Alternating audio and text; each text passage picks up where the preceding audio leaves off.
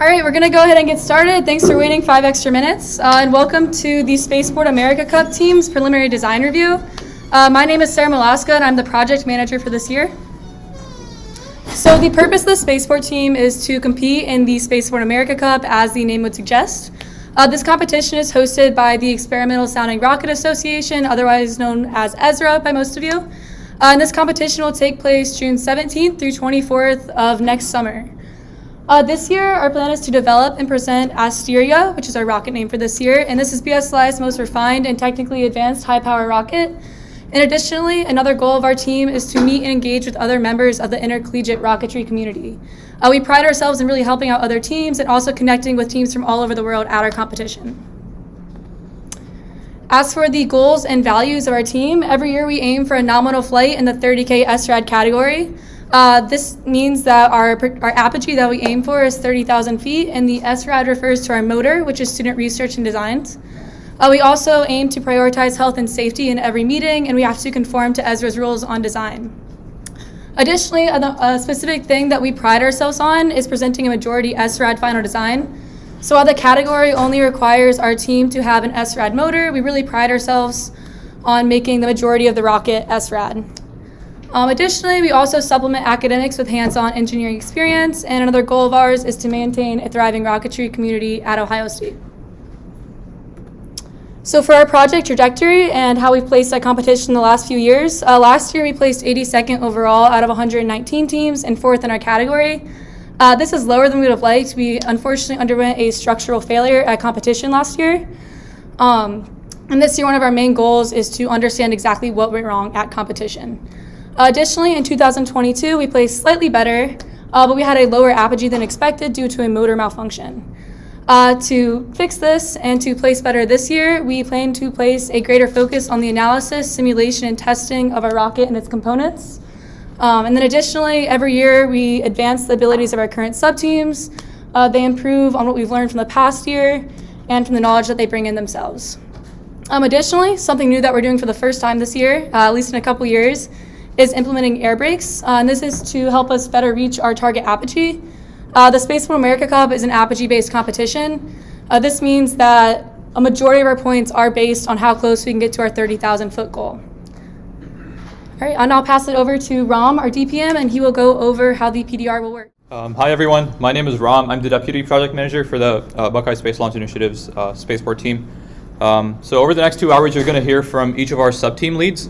In their presentations, they're going to cover the sub-team purpose. They're going to talk about their system's requirements for the rocket, their design process. Then they're going to give you a system overview of all the moving parts in the rocket, during which they'll also discuss challenges they anticipate facing. And then they're going to talk about their risks and mitigation methods to handle those challenges. They're going to cover their roadmap for the rest of the year going forward. And we'll have 5 minutes for questions at the end of each sub-team presentation. If you haven't already, please pick up a review item disposition up at the front here and a writing utensil as well. It's like a feedback form for us to gauge how well we did at this presentation. So, yeah. This is the general structure of the team itself. You've already heard from our project manager, Sarah Malaska. My name is Ram Sai Ganesh. I'm the Deputy Project Manager and the Team Safety Officer. And these are our sub-team leads in the order in which they'll present going forward. Structures is led by Corey Mays. Aerodynamics is led by Sawyer Haman. Propulsion is led by Advait Saraf. Avionics is led by Peter Hall. Recovery is led by Calvin Beal. And payload is led by Corey Ireland. Over to Corey to talk about structures. Hello, my name is Corey Mays. I'm the structures lead. Our project purpose is to construct the airframe of the rocket, allow for integration of other sub-teams into the rocket. This year, design and manufacture the air brake system, and then validate our design decisions with computational analysis and material testing. System requirements: the parts must withstand loads from supersonic flight to 30,000 feet. We must have efficient integration of entire rocket. We must have a smooth finish of airframe parts to reduce adverse aerodynamic effects. And we need to design the air brakes to produce enough drag, withstand drag loads, and have consistent deployment metrics. All right, design process. Going to utilize a general process from prior years, carbon fiber and fiberglass epoxy layups. For our nose cone and transition pieces, we're going to be utilizing mold creation, honeycomb bulkhead cores, vacuum bag layups on all our parts. We're machining coupler and air brakes. We're working with skilled machinists to help us with that, and to validate all these designs with FEA on structural components, tensile testing, and recovery bulkhead testing. System overview. This is what we expect our rocket to look like, kind of an exploded view of the integrated rocket. The parts that we'll be making are the nose cone, the body tube, recovery bulkhead, the payload systems bay, air brakes, and transition. Most parts are made of carbon fiber, nose cone, body tube, carbon fiber. Recovery bulkhead is carbon fiber sandwiched with the honeycomb core. The payload bay, again, same bulkhead design but with carbon fiber rails. The air brakes, machined aluminum, and then the transition piece will be fiberglass for avionics to transmit radio frequencies through. All right, just to address the last year's structural failure.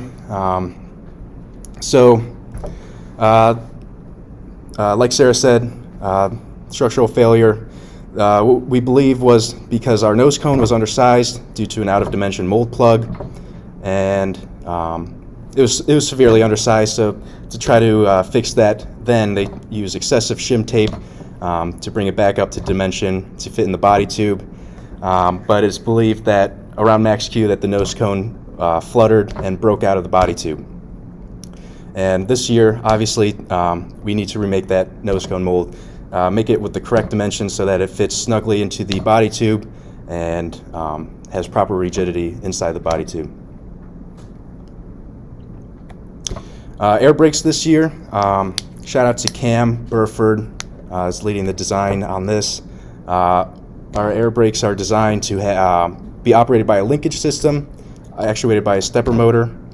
It's integrated above avionics, supported on the coupler, as I showed earlier with the overview. And so far, air brakes, the blades have been analyzed by aerodynamics for force values, and we use those force values in our finite element analysis. Speaking of our computational analysis, like I said, we did the aerodynamic force on the air brake blades, a 2D analysis to simplify. We got 57.8 newtons from the aerodynamics team. The stress, or the torque that we measured was practically zero displacement. Our stepper motor specs were decided by the force from the wind, approximated at 200 miles per hour, gave us a value of 69 ounce-inch of max torque. Other computational analysis that we are in the process of and planning on completing our recovery bulkhead using the design from the recovery team and the loads expected when the main chute deploys, to analyze our bulkhead, make sure it can withstand those loads. And right now we've completed our body tube and compression. Since we're doing air brakes, the body tube design has changed. Also with a 5U payload, our body tube is much longer than last year. With the air brakes, we're planning on cutting slots in for the fins to stick out. So I think it's important to do more analyses on the body tube this year, just to make sure that it's structurally sound. With that, we plan on doing a nonlinear analysis on the body tube and the coupler with an applied moment. For material testing, we're doing destructive testing on simulated rocket parts, essentially. So in this example, you can see on the pictures, we have carbon fiber fastened to aluminum to kind of simulate how the body tube would be fastened to the coupler or the air brakes. The plan is to get force values, loading values, compared to our computational analyses, and just verify that the design is valid. Plans for testing compression of the fiberglass epoxy filler. So one thing that happened last year with the undersized nose cone is we used epoxy filler to kind of beef up the shoulder to make it the right dimension. And so we thought it'd be worth it to also do a compression to see the loads that filler can take. But also doing physical testing of the recovery bulkhead and the air brake system. Risk to project success, time shortages, happens every year, and this year, of course, we have basically the same parts to make and also additional parts to make this year, so time shortage is definitely a risk. Fabrication errors, poor layups, out of tolerance parts, breaks, cracks in our pieces, integration failures, poor processes leading to broken components, and test launch failures such as crash landings. We'll need to refabricate parts. Here's a risk matrix and risk mitigation. So for time shortage, the likelihood is likely. And the impact is minor. So you can see in the yellow there is time shortage. The way to mitigate that is stick to a timeline and ensure process efficiencies. Fabrication errors, unlikely, and the impact would be minor. The way to mitigate that would be detail-oriented mindset and ensure that the team is prepped for layups. Integration failures, unlikely, but it would be significant because it could keep us from launching. Keep tight tolerances and well-documented procedures and label-oriented lines. And test launch failures, possible, and the impact would be major. So we just need to ensure that our processes are efficient. If we need to refabricate, then we can do it in a timely manner. Our plan for the year, for the first semester, is when we want to wrap up, when we want to complete most of our material testing in FEA. We want to basically get done with the testing that would be required for certain parts before we make them. In October, beginning of October, which is mostly complete by now, is the layup of the bulkheads in the payload systems bay. What we're completing now is making the test motor tube, and I expect that to last till the end of November. And then after that, for the rest of the semester, we will be making our body tube. Starting next semester, we'll be creating the nose cone mold, and after that is laying up the nose cone and the transition in the respective molds. And then after that, we'll have all our rocket parts so we can prepare for test launch. Assuming everything goes well with test launch, then we can start preparing for competition launch. Otherwise, we'd have to remake parts. And then throughout the year, throughout the first semester, we're working on our air brake design. And then beginning of, or at the end of this year, and then starting next semester is when we want to manufacture our air brakes. Any questions? Yeah. Yes. Where in the flow last year did you realize that the nose cone was out of spec in terms of when it didn't fit? Yeah. For what point did you guys go, oh no? So that's something we knew pretty early on that it was undersized. We didn't expect it to be a problem. We thought that we could kind of retrofit, I guess, a bad dimension part into our rocket by like using filler, epoxy fiberglass filler, to make the like the shoulder and other parts a little bit wider so it fits better, using shim tape to have it fit better in the body tube. So it was very, very early on, honestly, something that we should have realized. But then, obviously, when the rocket failed, then we kind of had a note to ourselves that this is probably the issue. Do you have an interface control document or some kind of like specification that declares tolerance and when you're okay and you're like, okay, if you think the interface works? We do have like SolidWorks models that we're basing our molds off of, and that's basically our main design. Do you have time in the schedule to make more than one nose cone? Realistically, it can be done, yes. Making a whole new nose cone mold is a little bit difficult. That takes a lot of time. Obviously, this year we have to start with first the MDF plug, and then we have to make 2 halves of a mold. Maybe I should back up. Was it the mold that was out It was the mold that was out of spec, yeah. So making multiple copies on a crappy mold doesn't solve the problem. Right. Right, so it wasn't the layout. Right. The mold was fine. Yeah. So, and then a question on the air brakes. About 60 newtons and 200-mile-an-hour wind. What altitude is that? Density? That was at 30,000 feet. That was the maximum wind speed that experienced at the altitude. So ultimately, like a 200-mile-an-hour wind on Mars and a 200-mile-an-hour wind in Miami are going to have very different impacts on your hardware. And can you fly if the air brake system is too late? We expect to be able to complete our flight, albeit an overshoot of our altitude.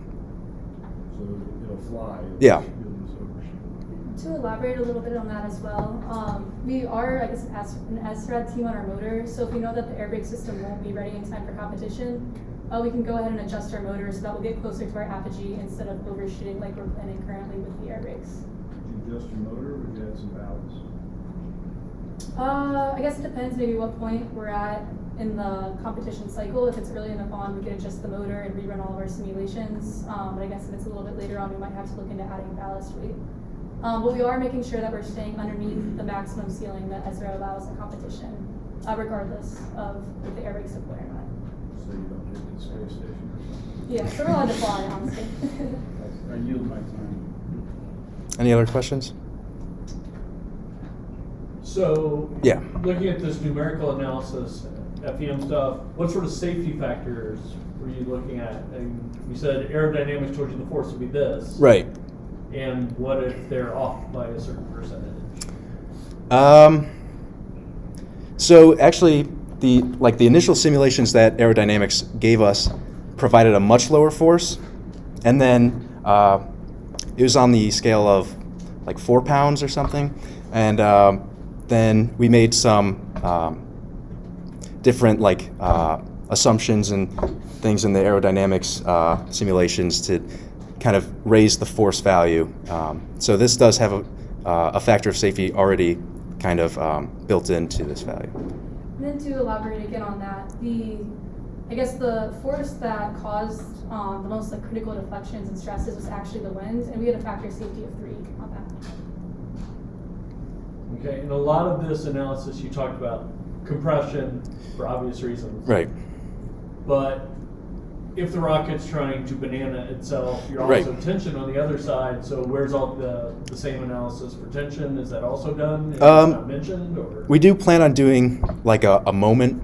I know that it's not exactly like a tension analysis, but I think that's a more maybe applicable analysis. The big thing is like at the time trade-off is we should do like the analyses that are most pertinent for now, and if we do have more time, then Well, especially when you talked about materials testing. yeah. In compression, but what if that material is put under tension? Right, That's right. a completely different Yeah, that's phenomenon to yeah. consider. That's definitely. I think that would be an easy analysis to have, especially since we already did compression. Never curse yourself by saying Yeah. that is just guaranteed. One last thing, you say the time risk is minor? The impact would be minor. Doesn't that depend what the time shortage makes you have to not get done, skip, etc.? Yeah. Couldn't it potentially? Right. Well, if it's like rocket parts, I say the impact would be minor because it would just mean I'd have to bring the team in more times a week to, work a little overtime to get more parts out. Obviously, we're still going to be able to, have the parts ready by test launch. It would just mean leading up to test launch, we'd have to put a lot more time in, like off hours.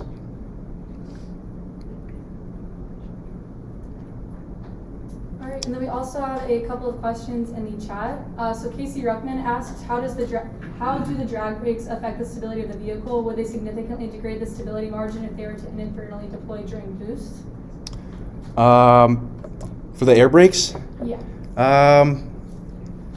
Honestly, that might be a better question for aerodynamics, but I know the placement is to bring the air brakes closest to the center of pressure for stability reasons.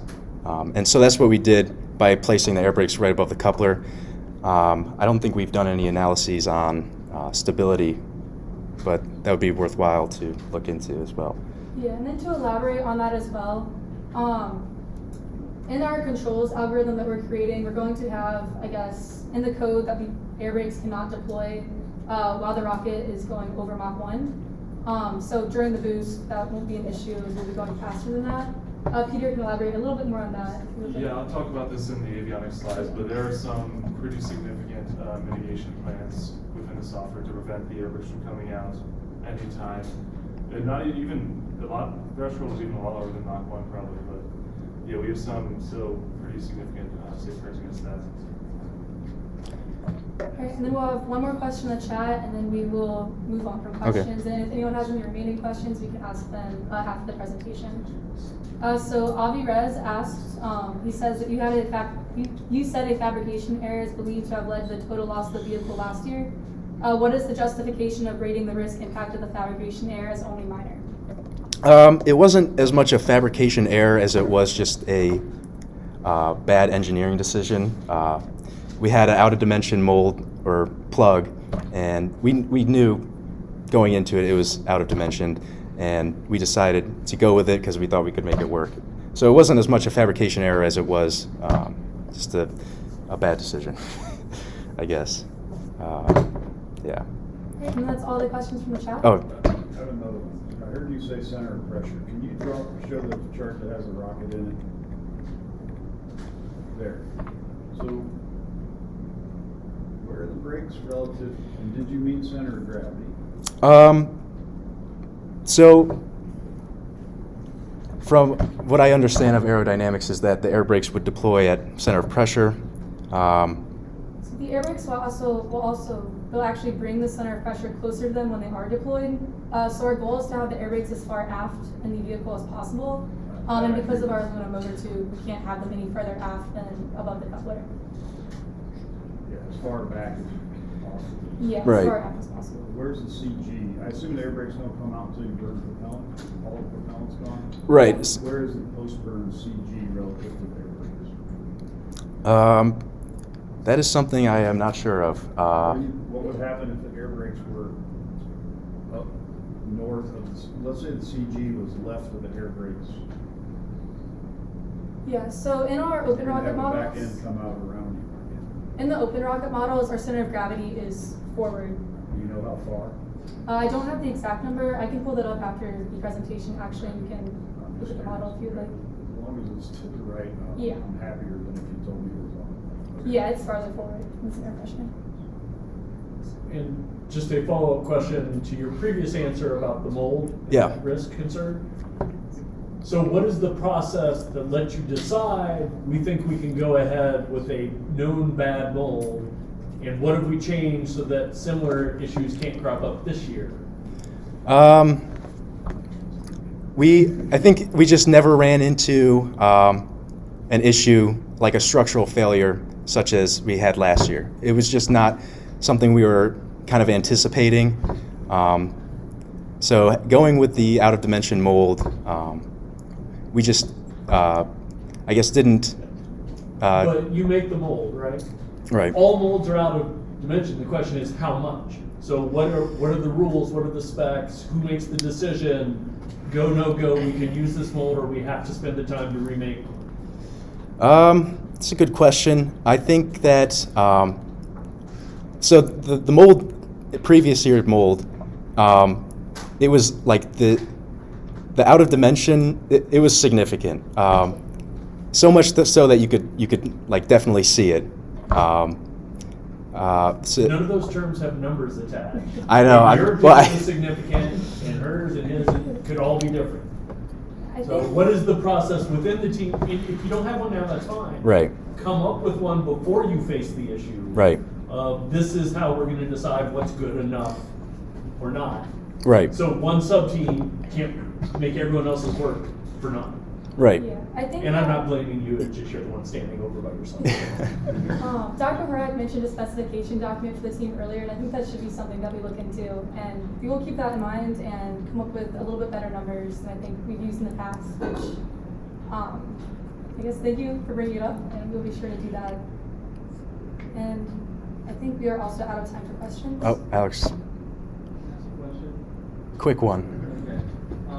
Since Spaceport and NASA will be sharing the nose cone mold this year, if there are any disparities between the dimensions between the two teams, since our requirements are different than Spaceport's, do you have any plans to settle these disputes? Well, we both have 6-inch body tubes, and I've been working with Ryan to design the nose cone plug that we'll use for both teams to make sure it works for both teams. But I don't foresee any issues since we'll both have 6-inch body tubes. Good? All right, thank you, everybody. I'm going to pass it off to Sawyer with aerodynamics. All right, good evening, everybody. My name is Sawyer Hamann, and I am this year's aerodynamics lead. So our project purpose is approximate the drag on the rocket through CFD, computational fluid dynamics simulations, assist in accurately predicting the rocket's apogee, and enhancing and teaching our current and newer members understanding of fluid dynamics and CFD. System requirements, really we don't have any specific ones laid out by Ezra, but what we do is analyze the drag characteristics of rocket aerodynamic components, recommend geometry changes to minimize drag and ensure stability, develop an accurate drag coefficient database to be used by the air brake control system and apogee prediction, accurately predict the apogee of the rocket, and verify our computational results with some wind tunnel testing. So our design process, we want to improve and use the team's ability to obtain drag characteristics of the rocket using CFD. We use ANSYS Fluent. We want to determine drag coefficient estimates for all flight regimes during ascent, verify these results with some low-speed wind tunnel testing and some hand calculations, give our data to our air brakes control team, and use our drag coefficients in an apogee prediction model. So system overview of kind of what we do. Really we have might be a little difficult to see. We have a quarter body of our rocket modeled there. We just do a quarter body to sort of decrease our computational load. We have our computational domain, sort of that quarter cylinder around our rocket. And then we have to create a mesh of that domain. We try to maximize cell sizes to also decrease how long our simulations will take, but without sacrificing accuracy on our end data. Once we have our mesh, we will run the Fluent solver after we input our flight conditions. We want to, again, minimize computational load without sacrificing accuracy. We can do this through a couple ways, different turbulence models and wall functions. These are just sort of convergence graphs, really. And then after the solver is run, we'll analyze and record our results. These are just some pressure contours of, I think it was the rocket at about Mach 0.5. Not really important, but they look good for the presentation. Really, we're looking at our drag coefficient values. And then after we get some results, we will want to verify our computational methods with wind tunnel testing. The plan right now is to have a scaled down 3D printed model of the rocket and use that on a load cell. We have gotten in contact with someone who helps with the Bulls Hall wind tunnel. So our plan right now is to utilize that at some point. And in the CDME, we have a Prusa 3D printer. We may use that or explore other options. Just some preliminary results we've gotten this year. Really what we're doing is analyzing the drag characteristics with regards to our air brake system. We full air brake deployment at post-motor burn subsonic ascent. It seems to about double the drag coefficient of the rocket, so that's good. It seems to be quite effective. And then our plan is to gather drag coefficients at different 25% increments of the air brake deployed at all speeds that it would be deployed at. And so there is just some data. Drag coefficient at 0 deployment, so just the rocket really without any air brake, is about 0.29. It seems this is about an average value of our subsonic post-burn ascent, and then with the air brake fully deployed, about 0.56. So some risks to our project success: errors from meshing inaccuracies. It is a little difficult to get a mesh that 100% encapsulates real-life data, so that is something we'll need to think about during our testing. Over and underestimation of drag. If we poorly estimate our drag coefficient values, this may lead to a poor deployment of our air brake system and a bad estimate of our apogee. Wind tunnel testing access restrictions. If we cannot verify our computational results, it is also could be bad with our drag coefficients, and then time shortage. So we've got a risk matrix here. At the top, errors from meshing inaccuracies. We've got a couple ways to work on this with using our Y+ values, different mesh convergence studies. It is possible, and the impact would be significant. Over and underestimation of drag, we can use our wind tunnel testing again to verify our computational results. We can do some basic hand calculations and then test different flight speeds and compare to open rocket results. This is a little more, it is possible. I don't know how we're going to try to, but like exactly perfect real life results from our CFD simulations. And it could be a major issue for our air brake system. Wind tunnel testing access restrictions. Likelihood is probably likely,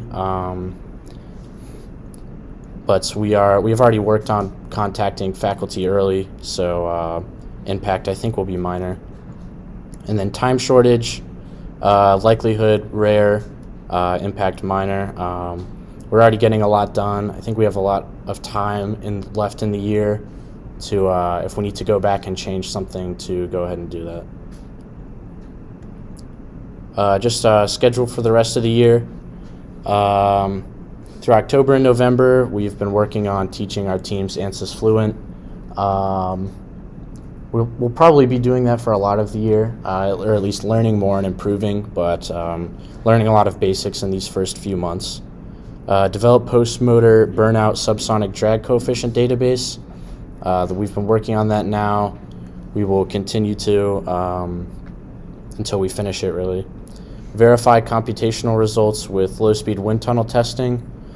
We've gotten in contact with someone who can help us with that. We'd like to start at least in November, and then we'll run that until we've also finished our drag coefficient database. Determine drag coefficient estimates of rocket for all flight regimes, so not just our in our air brake deployment time frame, also our supersonic drag coefficients. We'd like to get that done before our first test flight. Accurate altitude calculations. This will be after we've collected all of our data, and then through the rest of the time up until our competition. And then use test flight data to verify our models and calculations. That'll be around after we've had our test flights. All right, I'll open up to questions now.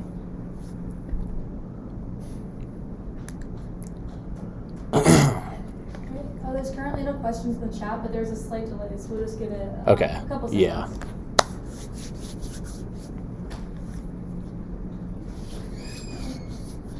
They can ask the questions after. Nothing. All right.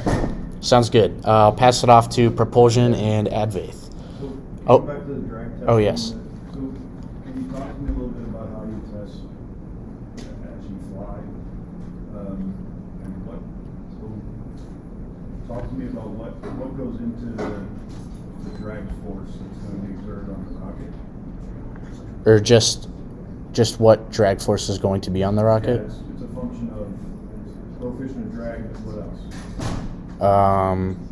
I guess just Density and the square velocity. yeah. So can you talk to me about when you say for all flight regimes, you got three things you're looking at, right? Your flight regimes, the drag, not the coefficient, but ultimately you're going to want to know how much drag is being put on the rocket. Oh yes, yeah. Okay, and that's a function of the CD, but it's also a function of the rho and a function of v squared, and what the rho is given the v that you're at the altitude you're at. So can you talk to me about how you walk through that? Oh right, yes.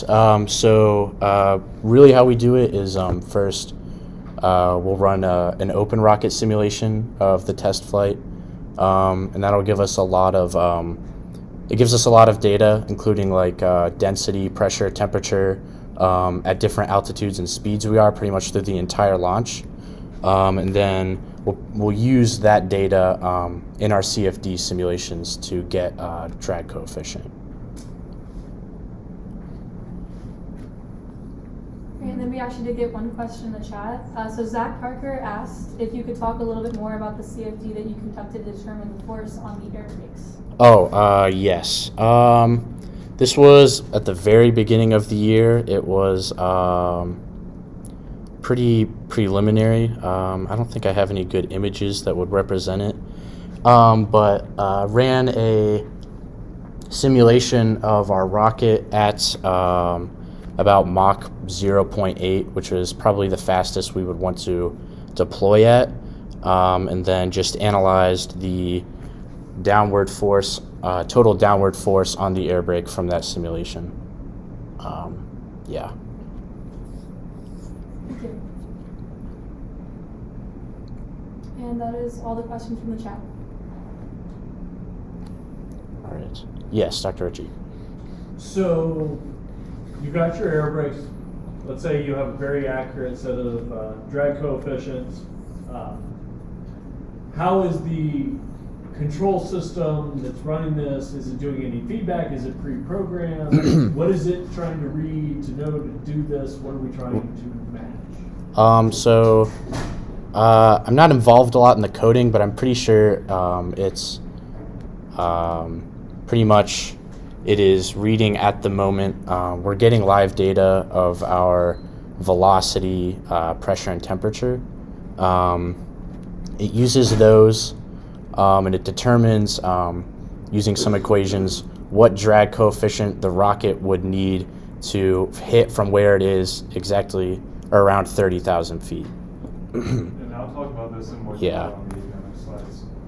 Yeah, and my point is, how accurate do you really need your drag coefficients to be, or is the control system going to say, well, the velocity's still too high, deploy more, or sort of, right? I mean, how dependent is what you're doing on the numbers he generates? So just to be quick about it, ideally not very dependent. So we want to design our system to be able to adjust based on what's basically just we supply some input, we actuate the air brakes a certain amount, and we can on the fly see what happens and go based off that, at least for a significant portion of it. So on our end, we're hoping to design it in a way that is, obviously we need some information about the drag coefficients, but ideally we're as sort of resilient to inaccuracies as possible.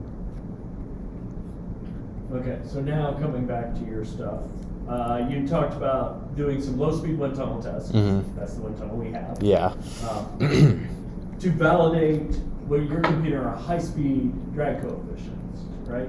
Drag Yes. coefficient is a function of Reynolds number.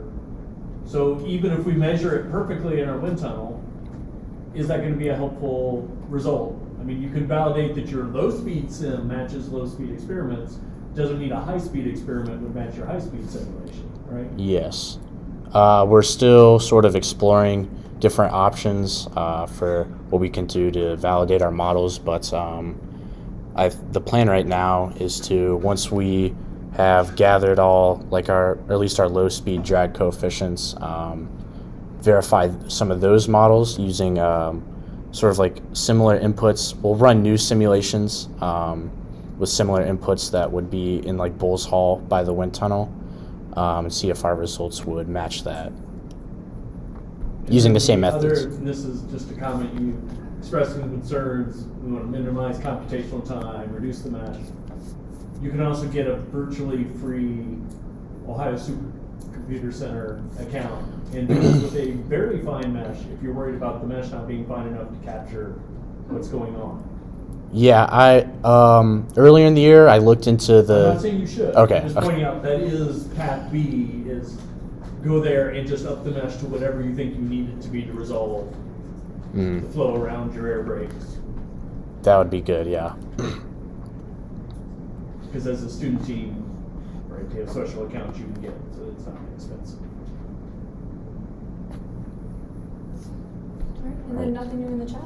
Sweet. All right. Now I'll pass it off to Advaith on the propulsion team. All right. Hi, everyone. My name is Advaith Saraf. I'm the propulsion lead this year for Spaceport America at BSLI. So a little bit about propulsion and what we do. The main goal of propulsion in the year is to design, test, and kind of just learn about the process of a solid rocket motor system that propels the rocket to 30,000 feet.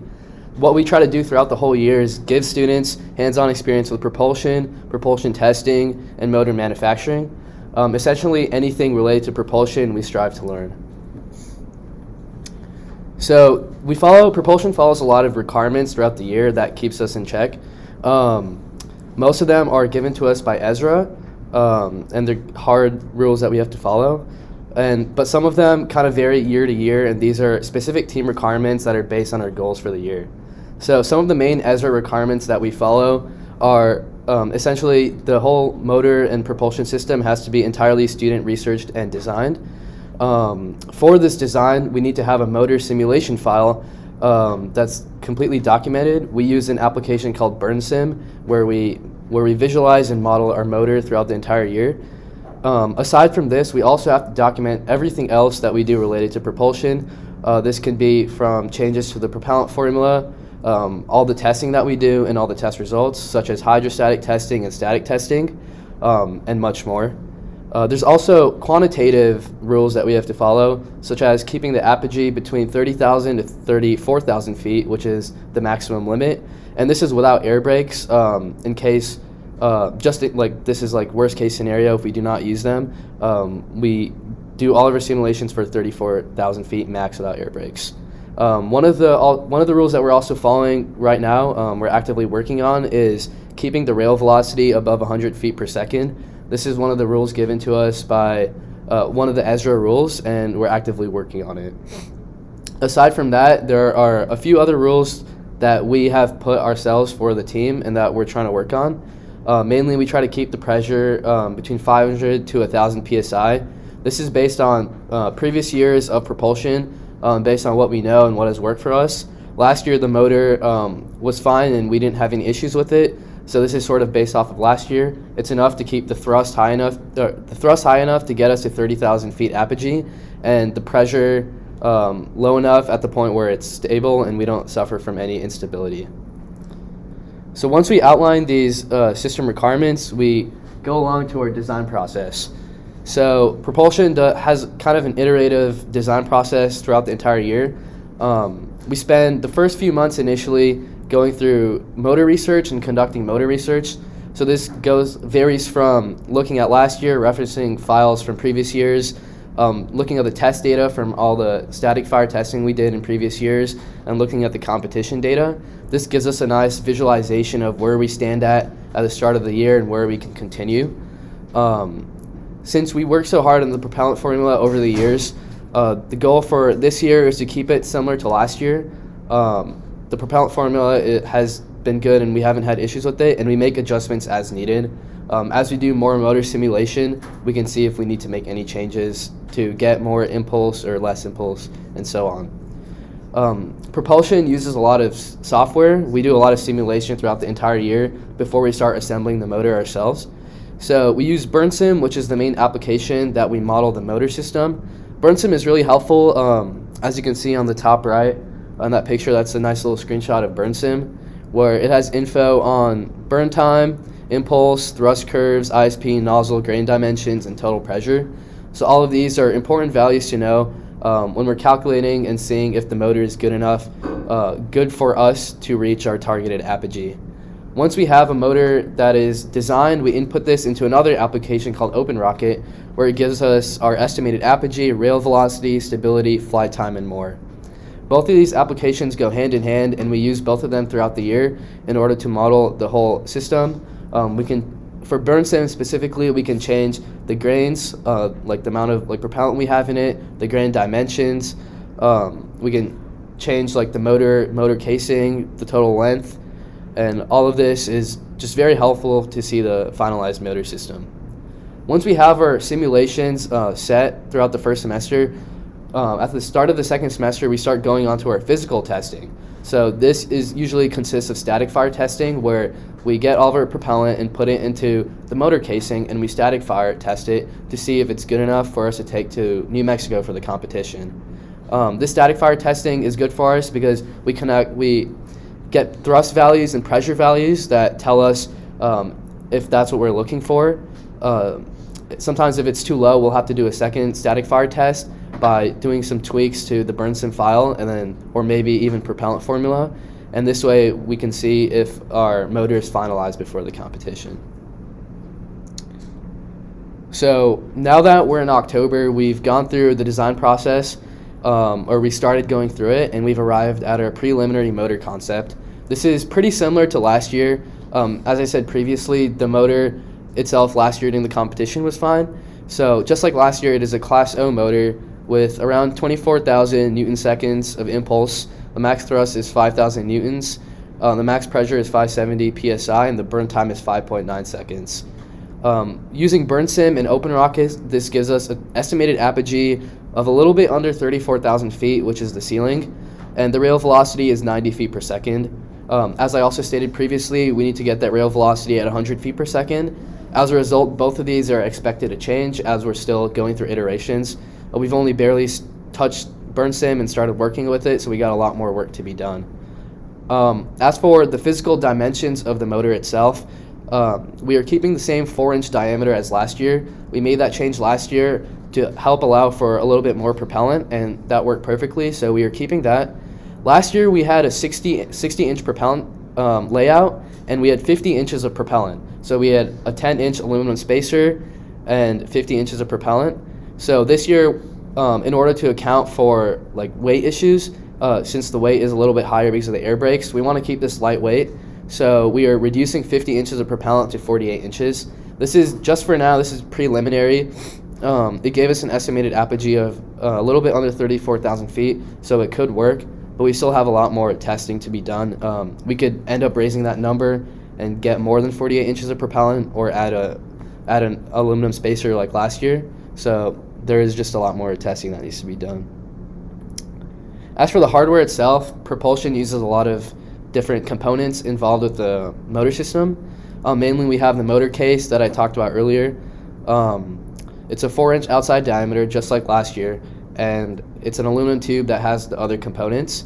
And in order to kind of fit the other components that will go in it, it's around 4.5 inches longer than the propellant stack itself. So this year it would be a little bit under 53 inches. Some of the other components that it needs to allow for, that's why we have the motor case bigger, is the forward closure. That's the structure that seals the end of the case, and it attaches the propulsion system to the rocket. We also have O-rings and retaining rings used for sealing purposes, and they're made of rubber and steel. Also, these are we are not going to be reusing any of these from last year. Even though the motor system was intact, we're ordering a new motor case, we're getting a new forward closure, and basically just new everything. especially, so now on this slide you can see we have nozzle. It accelerates the flow of propellants to increase the thrust of the motor, and we get these from burn sim calculations. So this kind of varies year to year. The nice thing about burn sim is it kind of optimizes your nozzle. It tells you the best nozzle dimensions that you can use. So this kind of changes year to year, and we'll get this manufactured for whatever we want to use this year. And as I talked about earlier, we have our grains. This is kind of, the propellant goes inside the grains, and this is, it acts like the combustion chamber. This is what gets the rocket in the air. The main type of propellant the only type of propellant we use is ammonium perchlorate composite propellant, or APCP for short. That's the mixture of oxidizer and a binding agent, and that is what goes into the grains. So as with any propulsion system and motor system, there's a lot of risks that come with it. The main one is CATO, where the motor system ends up exploding. This can be a pretty severe, or this will be a very severe impact if it happens, but it can be very minimized and mitigated if we conduct static fire tests to ensure propellant stability. Essentially, this could happen if the propellant formula isn't good enough, or we use the wrong chemicals in it and it ends up being unstable and blowing up. However, that's a very low chance of happening. There's also the chance of structural failure for the motor casing and the entire motor system itself. This can happen because the material that we used wasn't good enough or wasn't assembled properly. Maybe the forward closure didn't fit on properly with the motor tube. However, this year we are conducting our first hydrostatic test. We are aiming to conduct the first hydrostatic test, and this can help ensure the strength of the motor casing when subject to high pressure. Usually for the hydrostatic test, we're still in the preliminary stages, but we were thinking of 1.5 times the maximum pressure that the motor may be subject to. And doing this will help show that the motor system has structural stability. On top of that, there is the risk of a shuft/failed ignition. This is simply can happen because you don't put the igniter in correctly, but by practicing proper placement and making sure that all team members know exactly how the igniter goes inside the motor and reviewing testing procedures, this can be very mitigated. On top of that, one of the main issues that propulsion faces is the inability to reach a target apogee. So this can be either undershooting or overshooting the 30,000 to 34,000 range. As Sarah mentioned earlier, 2 years ago we suffered the problem of not being high enough. Our apogee wasn't high enough to get us to the 30,000 feet ceiling.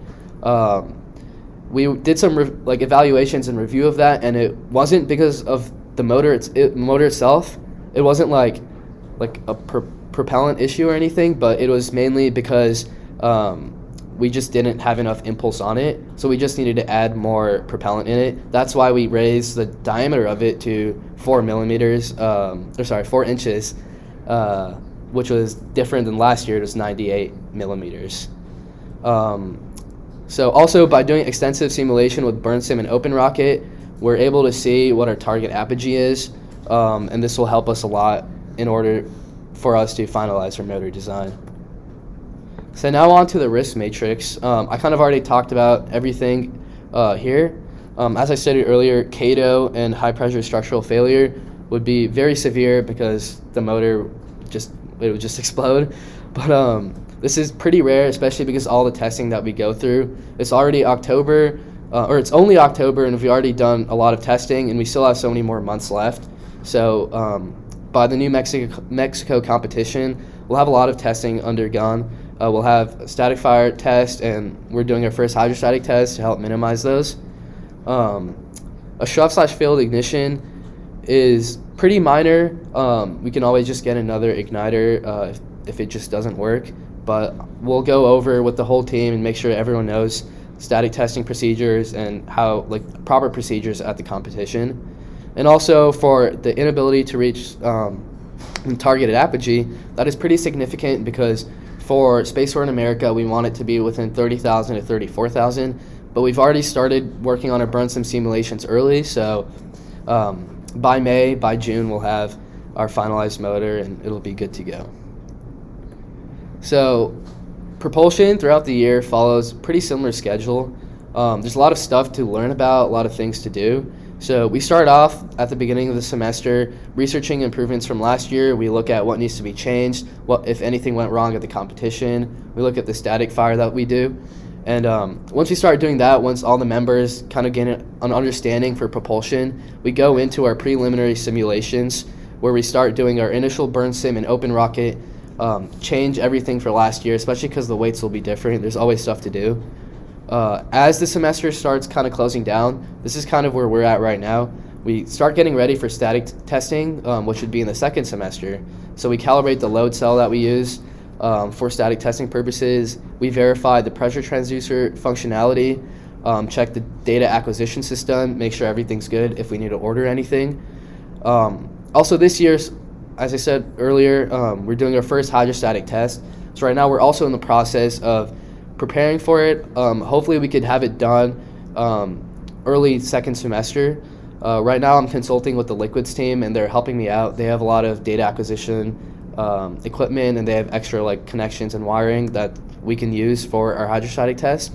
And also we're doing an inventory check and seeing if I need to order necessary equipment. And we're also writing a procedure because it's our first time doing it. Aside from that, as the second semester starts rolling around, we start preparing for static fire testing. So we finalize our motor design. We make sure that it's good to go for us to take it out to the field in Dayton. We mix the motors. We work with a mentor that helps us mix our motors. And we static fire our motors. And we also try to get all of the propulsion members certified by the Tripoli Rocketry Association, especially for motor mixing purposes. Hopefully they're level 1 and if they can, level 2. And by the end of the semester, we'll have our competition motor finalized. So this includes all the propellant, the entire like casing, all the components that we need for the propulsion system itself. So that concludes my presentation. Any questions? Great, you have a few questions in the chat waiting for you. So Casey Ruckman asked, how does the K-in value look? Are you keeping similar grain stepping / inner diameters for the shorter core length?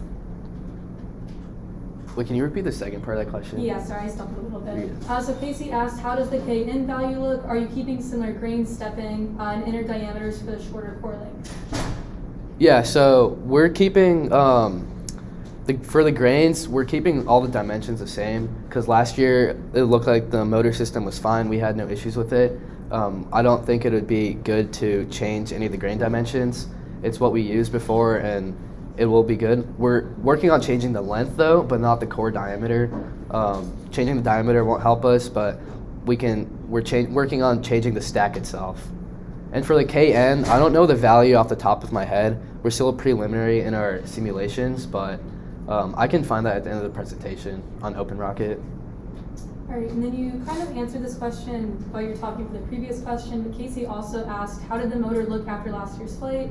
Obviously, there was crash damage, but did the motor appear to burn out nominally? Yeah, so the motor system itself after the competition last year was honestly pretty fine. We were able to recover it, and we have it at the CDME right now. As for the casing, obviously we're changing like the length of the motor, so we're ordering a new one. We recovered the forward closure. We're not reusing that. We need to have a separate one manufactured for the competition, but we can reuse that forward closure for testing purposes for hydrostatic or static fire testing. And then Noah asked, he says, in past years, the results from the Open Rocket and Burn Sim softwares have varied somewhat significantly from the competition results. How do you plan on accounting or preparing for that variation? Yeah, so in past years, the Open Rocket file usually overshot the estimated apogee by around 20%. But this year we have the new addition of the air brakes, which kind of helps a lot in order to keep it at a lower apogee. Therefore, we're not accounting for that 20%. We're gonna, I'm still thinking about it for now, but it's gonna be much lower, maybe like a 5% overshoot. So instead of going for like, last year I think we had like over 40,000 feet estimated apogee. This year we'll go for like 35,000 for now, just because the air brakes will help. And to elaborate on that a little bit, we did get down from the 40,000 estimate for the competition. That was, I think, under CDR last year. Yeah. And we'll be simulating the 34,000 for the judges. Yeah. Great. And then you have another question. So this one's from Zach Parker. Will you be making any custom motor hardware this year, or will you be making a custom spacer to account for the extra room in the tube? And are you using threaded closures or switching back to snap rings? You kind of already went over this, but just to reiterate. Yeah. We're using threaded closures. And we don't need a spacer this year because we don't have extra room. We have 48 inches of propellant and the case, and then we have the forward closure. So the case itself is only around 52.5. So we won't, for now, preliminary, we won't be using a motor spacer, but that is subject to change. Great. And then as far as custom motor hardware goes, we will be having that supplied. And then you have a question from Ryan. Are there any concerns with performing a static fire in the winter when the launch will be in the summer, i.e. the temperature difference may cause different burn performances? Yeah, that's a good question. I honestly haven't given too much thought to that. That is definitely something we need to look into. Usually we do our static fire testing in February, March, or maybe around March when its temperatures start getting a little higher. But that's definitely something to look into, especially because New Mexico and Ohio are very different. Great, and that's all the questions from the chat. Cool. Can I ask whose job it is to remember to bring the retaining rings, or is that for the other team? Might be Adam's job. Probably my job this year, yeah. Don't forget. I will not. You'll have to go to like some high school and get their Oh, yeah. I'll write that down. Okay. You got a question back? With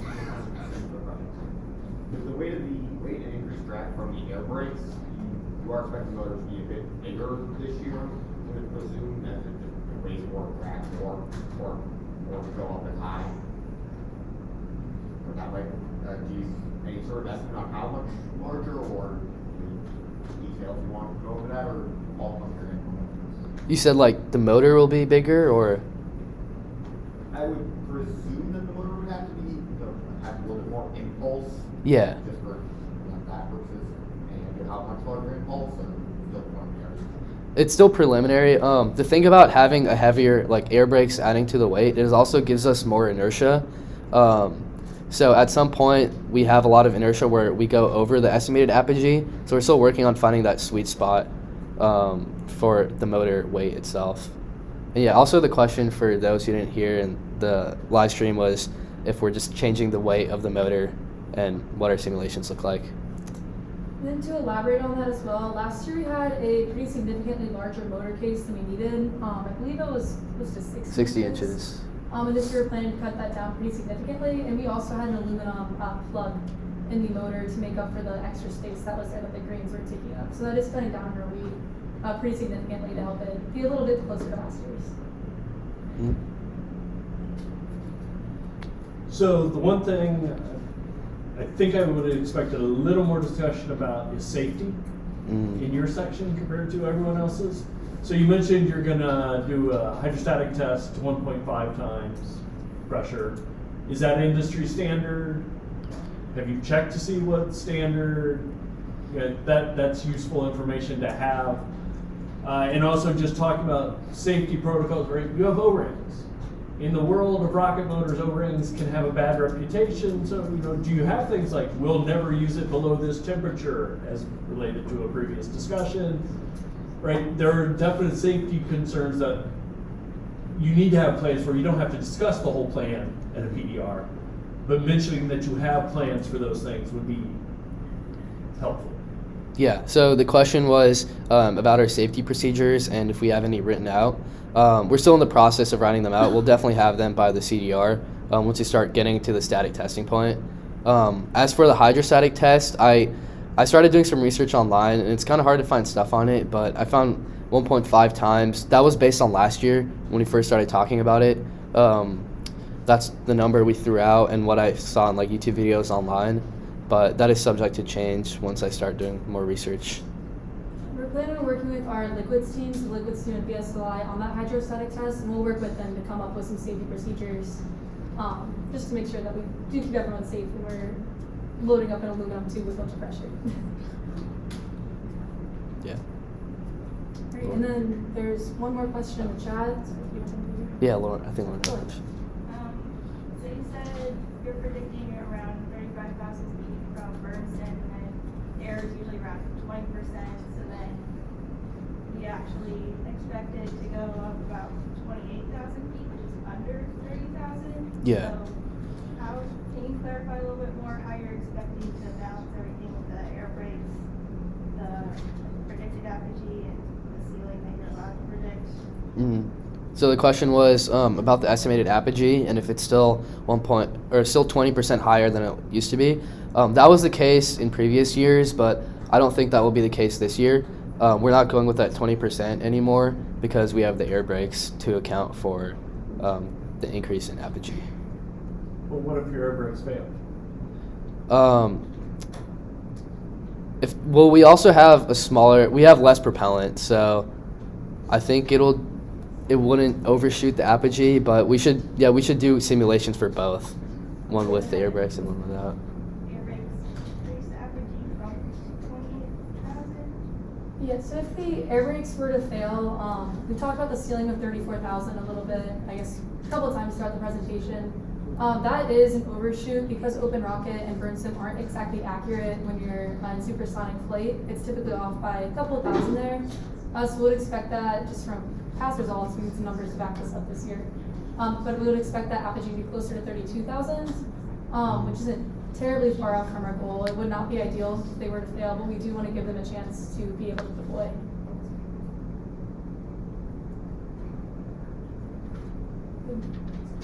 What if they fail the other way? So they instantly pop out when they're not supposed to and stay on the entire flight. What happens?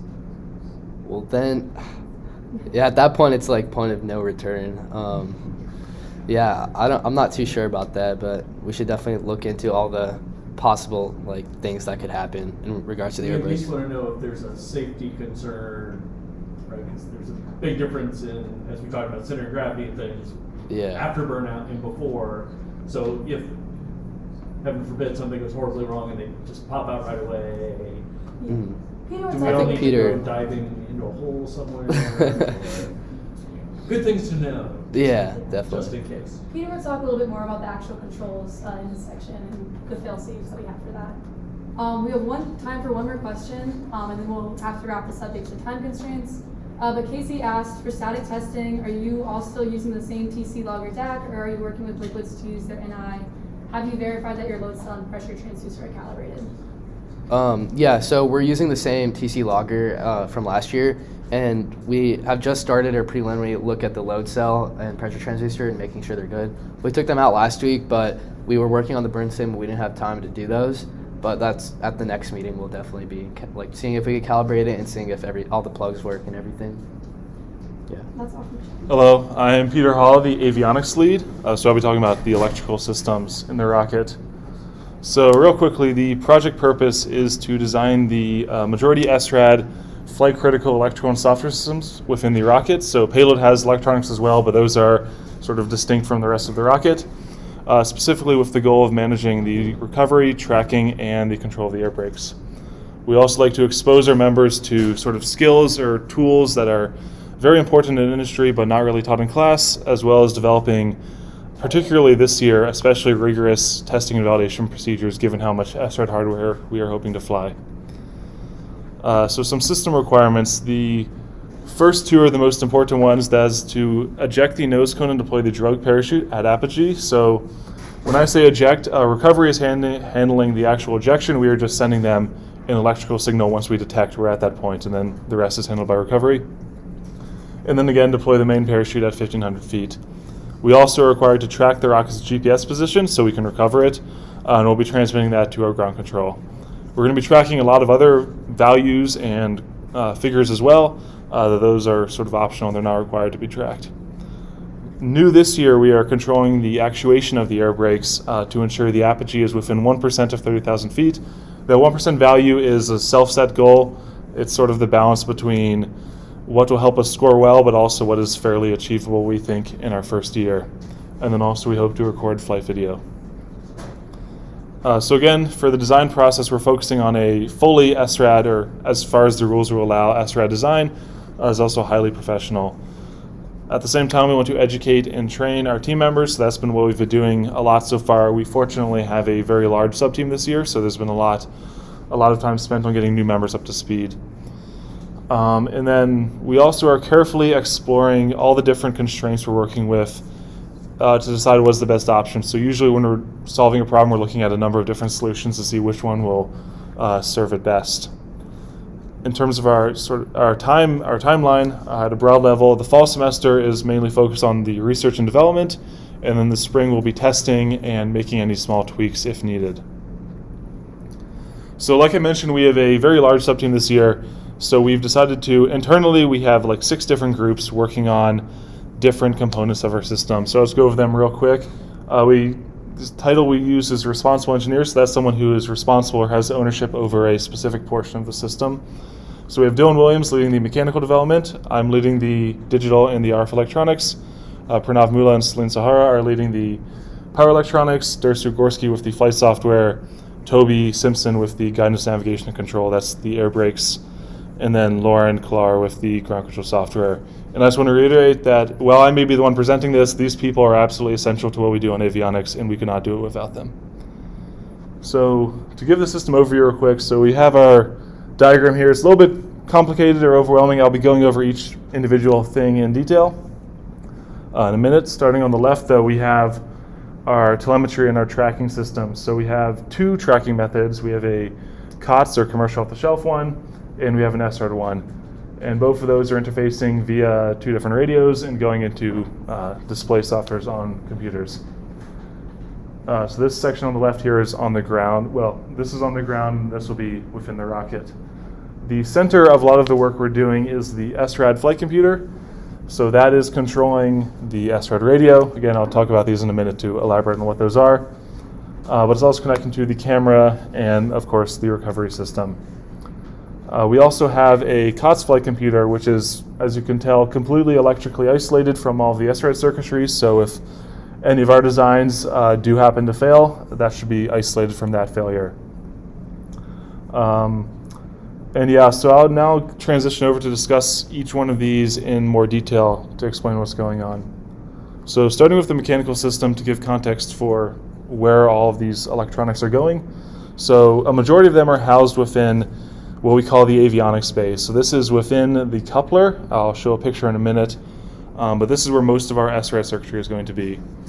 The COTS flight computer and the barometer for the SRAD flight computer, which is actually separate from the rest of the flight computer, are located above the payload. And this is because aerodynamics ran some pressure simulations for us, and the air brakes caused a pretty significant decrease in pressure beneath them. And so having our electronics there would have been a problem, or having the barometers there would have been a problem, as we use barometric pressure as one of our main methods of determining altitude. So we have those much further up in the rocket where they're isolated from that behavior. The antennas for our system are they're connected to the avionics bay, but they are within the fiberglass transition piece. And this is because aluminum and also carbon fiber significantly attenuate any radio signals, so we cannot transmit through them. And the avionics mechanical bay is primarily machined from 6061 aluminum. We'll be starting that next week. So I've got 3 different pictures here. So on the left, we have the assembled avionics bay. So this is the actual part of the air brakes up here. We have just a stack of circuit boards on top of a battery, essentially sandwiched between 2 aluminum bulkheads. In the middle, I've got a diagram showing what each of those circuit boards are. So beneath the top bulkhead, we have what we call the input-output board. This doesn't have any active functionality. It just is really there to help us clean up our wiring. So rather than having a ton of loose cables within here, we can route them on that printed circuit board. Beneath that, we have the SRAD flight computer. Beneath that, we have our SRAD radio, and then a power board to distribute and regulate power for these systems. And then, of course, the battery beneath that. These boards are stacked together with these board-to-board connectors, so each one can transmit either communications or power to the other ones, allowing them to all stay in sync in a reliable manner. So to give the context in terms of the larger rockets, so the large item you see in the middle is the payload systems bay. Corey will talk about that in a minute, but the majority of the avionics bay is this blue and the image I showed before right beneath it. So again, this is right below the air brakes, which is why, if you notice at the far right of the payload systems bay, there is a gray disc. So this represents it has not yet been designed, but this is where the COTS flight computer and the barometer will be placed, so just far away from any of that irregular pressure behavior. And again, as you can see, the avionics is contained within the coupler. Okay, so moving into the electrical hardware, the SRAD flight computer is probably our biggest single project this year. So we are hoping to use this as the primary flight computer. So the Spaceport America Cup requires us to have 2 flight computers. One of them may be SRAD, one of them must be COTS. So we are striving to have at least have one of them be SRAD. This specifically is built around an STM32 microcontroller, so that is just a small processor that is specifically suited for these lower requirement processing needs like your own. And it does a lot of different tasks. Specifically, we're looking at the recovery task, so that's the most important thing avionics does. So we are taking a bunch of sensor inputs, we are interpreting them, detecting when we're at apogee, and then sending that signal to recovery to deploy the parachutes. We're also handling the air brakes controls on here, so we have an algorithm I'll talk about in a minute, and that'll be running on board this device. Again, just general data acquisition, so we have sensors that are critical for recovery and for air brakes, and then we also have some other sensors that are just useful to know about the state of the rocket, so those will also be feeding into here as well. And then, like I mentioned, we're required to be transmitting the GPS tracking back to ground, but we'll also be tracking all these sensor values. So yeah, just to hammer in the main purpose here, so this will calculate the altitude and detect the apogee with barometric pressure and acceleration. So we're using both of those figures combined. We found that to be more accurate, or more reliable at least. And in terms of arming, we're going to go with a physical arming method. So in the past, BSLI has done a couple remote arming methods. We found those to be more trouble than they're worth, so we armed this physically with either a screw switch or a removable flight tag. That image there is the prototype flight computer from last year, and we're building off that for our design this year. The COTS flight computer we're using, so again, we're required to use at least one commercial flight computer, is the Altus Metrum Easy Mini.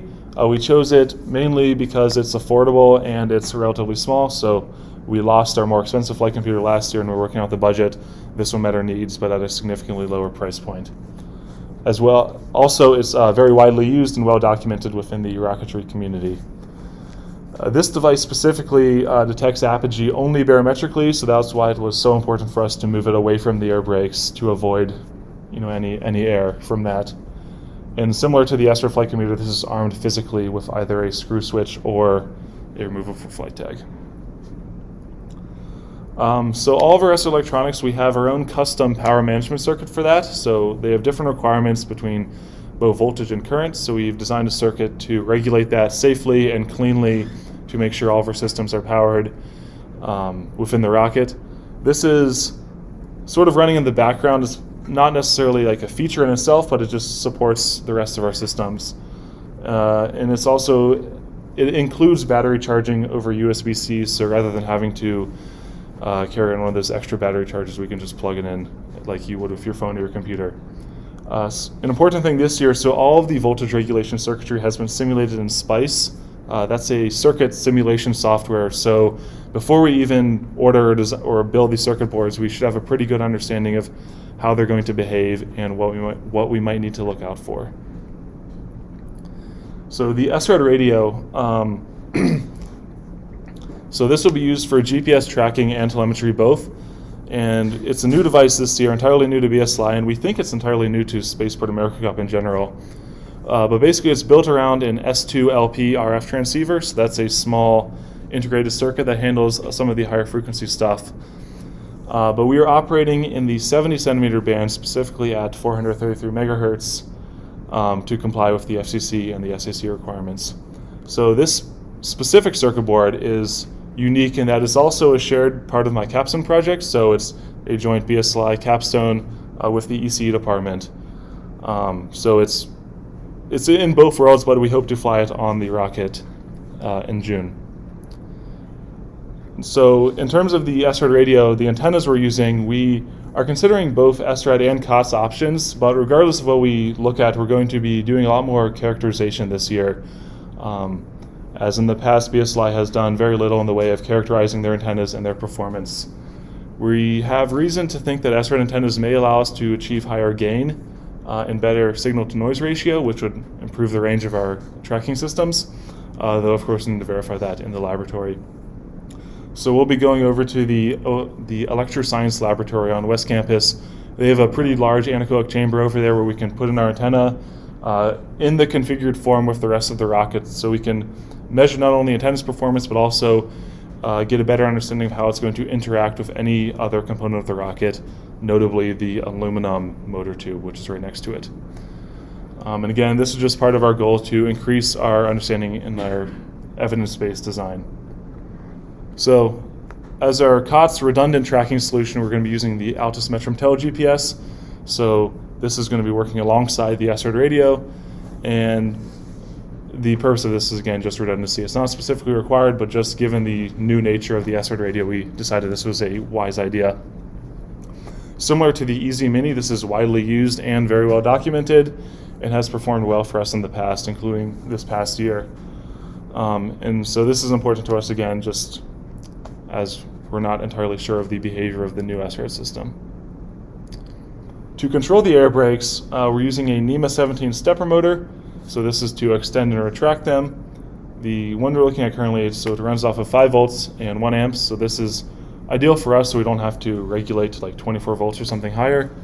It has a 1.8 degree step angle, so that allows us, that basically means that stepper motors, you turn them in discrete increments, and this one, the finest you can turn it in is 1.8 degrees. And this is rated for 69.39 ounce-inches of holding torque. So this number was based off of the simulations that Structures and Aerodynamics ran on the torque values needed to actuate the air brakes in the worst conditions. And currently this is planning to be powered by a dedicated separate battery from our sort of recovery critical electronics. So moving into the software side, the flight software, and when I say flight software, I'm referring to the code that is running on the flight computer within the rocket, which is different from our ground control software. So importantly, this is written in C, so it's a fairly low-level programming language, at least for this specific case. We're using a library or a plugin called FreeRTOS, so this allows us to handle multiple tasks at once. So I mentioned it has a lot of different things it's doing. This allows us to achieve that. And we're developing this within the STM32Cube software. So I mentioned the STM32 microcontroller is just very easy to work with. Part of that is because of this development software. And our goal here is to find the balance between optimizing this flight computer for the current year's solutions, while also leaving the door open for building upon it in the future. For example, if the liquid engine project ever hopes to fly on a rocket, we could hopefully share some of this technology with them. So the main tasks of the flight software. So the first one, and the other tasks rely on this, is to aggregate sensor data. So notably, we have a barometer and accelerometer. There's a bunch of other sensors as well, but we are collecting all of that, and we are keeping track of when those sensor readings are taken and what is their relation. We then need to interpret that sensor data correctly to time recovery events. So we need to be able to tell definitively if we are at apogee, if we are not at apogee, if we're doing the burn, that sort of thing. So this is going to be not just for recovery events, but also for air brakes. I mentioned we have some safeguards against preventing those from deploying early. So the flight software is divided into different flight schemes almost. So based on the sensor data, we can just fully lock out certain functionalities. So if we are measuring an acceleration or velocity that is sustained above a threshold given to us by aerodynamics or structures, we can just fully lock out any of that functionality. Tying into that, so we're running the air brakes control algorithm on this processor as well as just tracking other connected systems and transmitting not only just raw sensor data, but also data about the decisions we're making in flight back to ground control.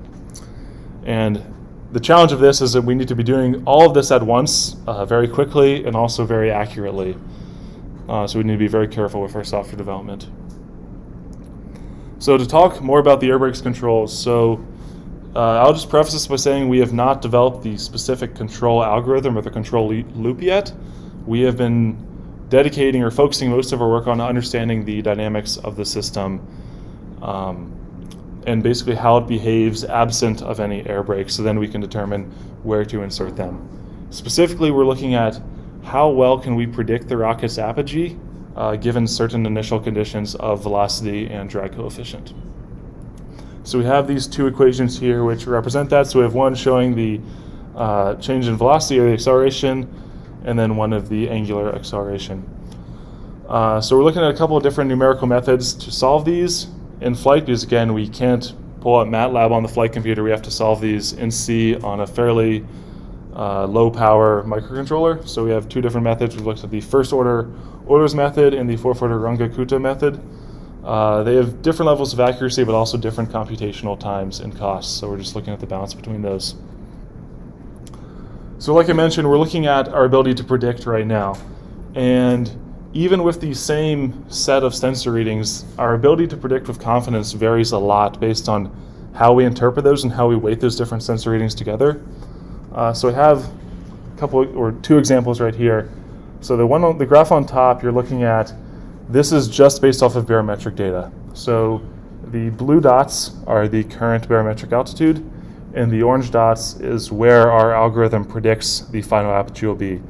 So as you can see, there's a lot of noise and uncertainty up until almost when we're at apogee, at which point we don't really have the ability to control our flight or the apogee much more. But once we go down to the bottom graph, in this case, we're using just a simple weighted average of the barometric value and then the integral of the acceleration, so that's velocity. And we can look that we have much higher certainty as to the final apogee much earlier, which is important to us, because the earlier we can be relatively certain, that just gives us more time to work with the air brakes and control them. So the data for both of these that you see here, this is the 2022 Spaceport America flight, which was, over all things considered, nominal, so we hope it provides us a pretty good basis into validating our system. We're hoping to generate some data based on calculations and other previous data to interpolate and give us a wider range of systems to account for. And I've just got the specific sensor part numbers right there. So before we actually develop a specific implementation for our controls, there's a lot more mathematical analysis we need to do to understand what's going on with the system. The reason for this is we don't want to design a control system or a control algorithm for a system we don't understand, and then once we try to implement it or test it, we realize it's behaving completely differently than expected. So the first thing after we get some of that worked out from the previous slide is looking at the stability of the system, and ideally we want this to be an asymptotically stable system, which basically means it's going to converge on a specific point. So in this context, that equilibrium point would be the 30,000 foot apogee. I'm using the term equilibrium point kind of incorrectly here. Obviously the real equilibrium point is when the rocket is laying on the ground after it's landed, but this refers to if we look at the initial conditions in which the rocket has enough momentum to reach 30,000 feet, does our system converge on that 30,000 foot point? And what's going to go into determining that is what ability to control the system do the air brakes actually give us, right? So we can model coefficient of drag just abstractly and look at how that affects the equation. So we need to quantify and characterize how quickly can we actually deploy those, how will that take effect immediately, that sort of thing. So basically look at what is our authority to control the system and how does that play into our stability and our ability to reach 30,000 feet. Another very important metric to us is understanding how any particular adjustment is going to affect our ability to make future adjustments. So we don't want to, way over adjust at the beginning and then lose the ability to actually reach 30,000 feet. So again, there's a lot more mathematical analysis we need to do before we can actually implement a controller. I have a very basic flow chart on the right, just giving the very broad outline of what we're hoping to do. So the first step in this system is, as soon as we start flying, we're going to be calculating essentially what is the drag coefficient needed to reach 30,000 feet. So this is going to give us our baseline, or the starting point for the rest of our feedback control. So we calculate that value, so if we have a specific air brake deployment amount, we can deploy them to part of that. We're going to undershoot this specifically to give us more ability to control in the future. Then we can start calculating like a new predicted apogee, determine if an adjustment needs to be made, and then cycle back through. So again, at the CDR, we're going to have a much better description of what's actually going on under the hood. We're still very much in the research phase for the air brakes control. So transitioning over to the ground control software. So we have an SRAD ground control software this year.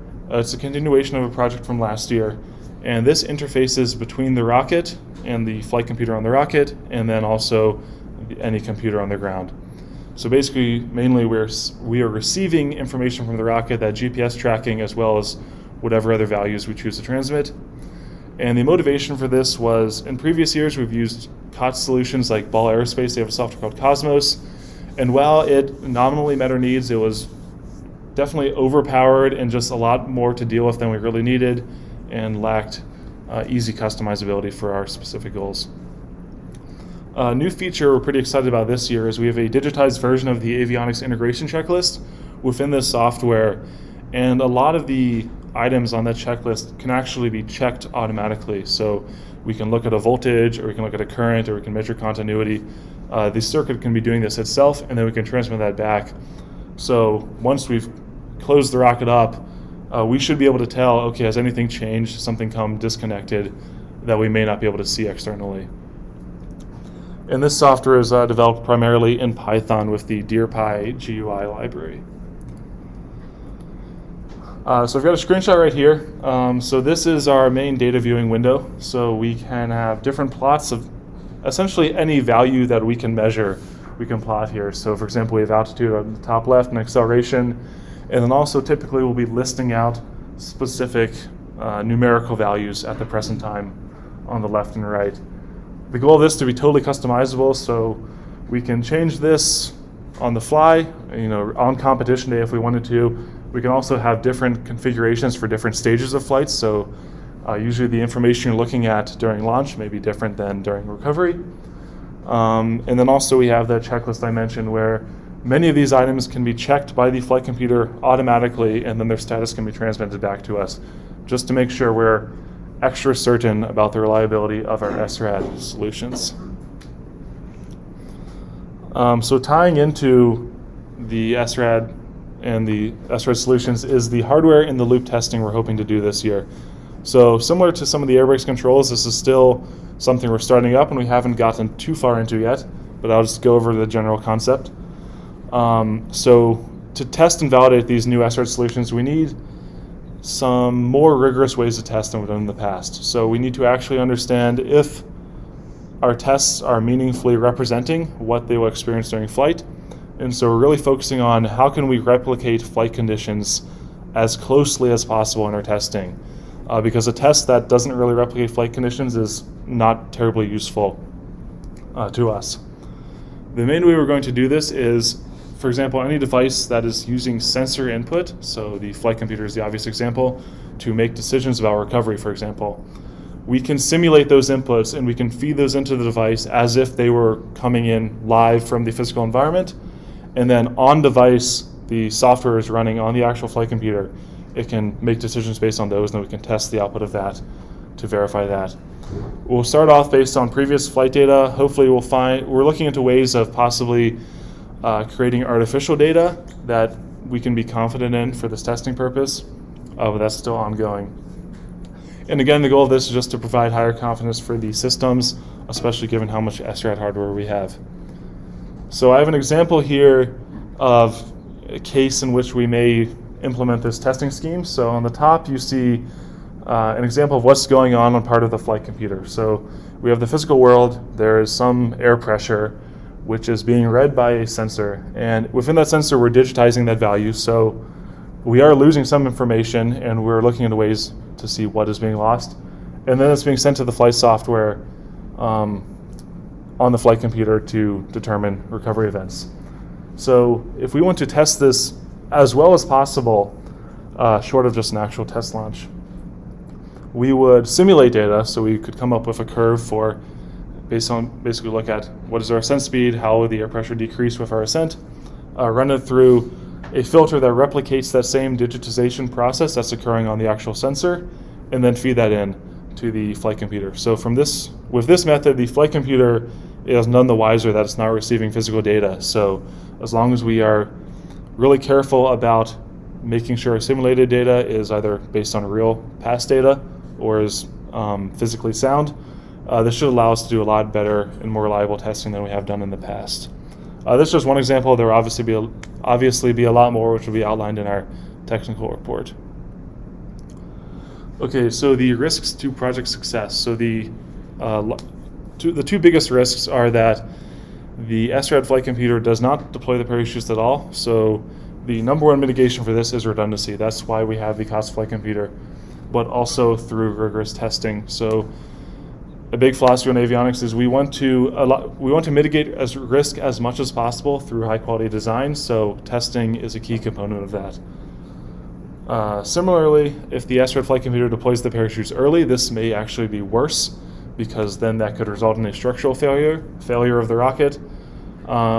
So again, we have that software functionality locking, where if the velocity value is above a certain threshold, in which case a premature ejection would damage the rocket, just the ability to deploy the parachutes is locked out internally, almost like an internal arming system. The air brakes deploying early is another one that could risk a structural failure if it happened too early in the burner in unideal flight conditions. So again, we're looking at that locking functionality as well as extensive testing and being just extremely confident and rigorous in our mathematical models to understand any case where that might occur.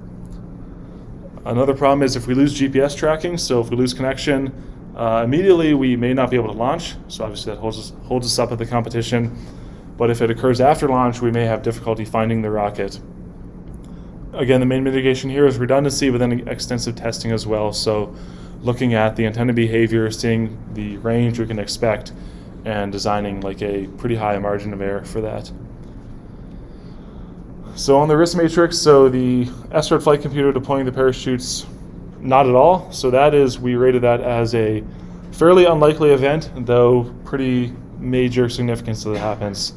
In theory, the COTS flight computer is redundant, so it should mitigate that risk, but that one is also not immune to failure.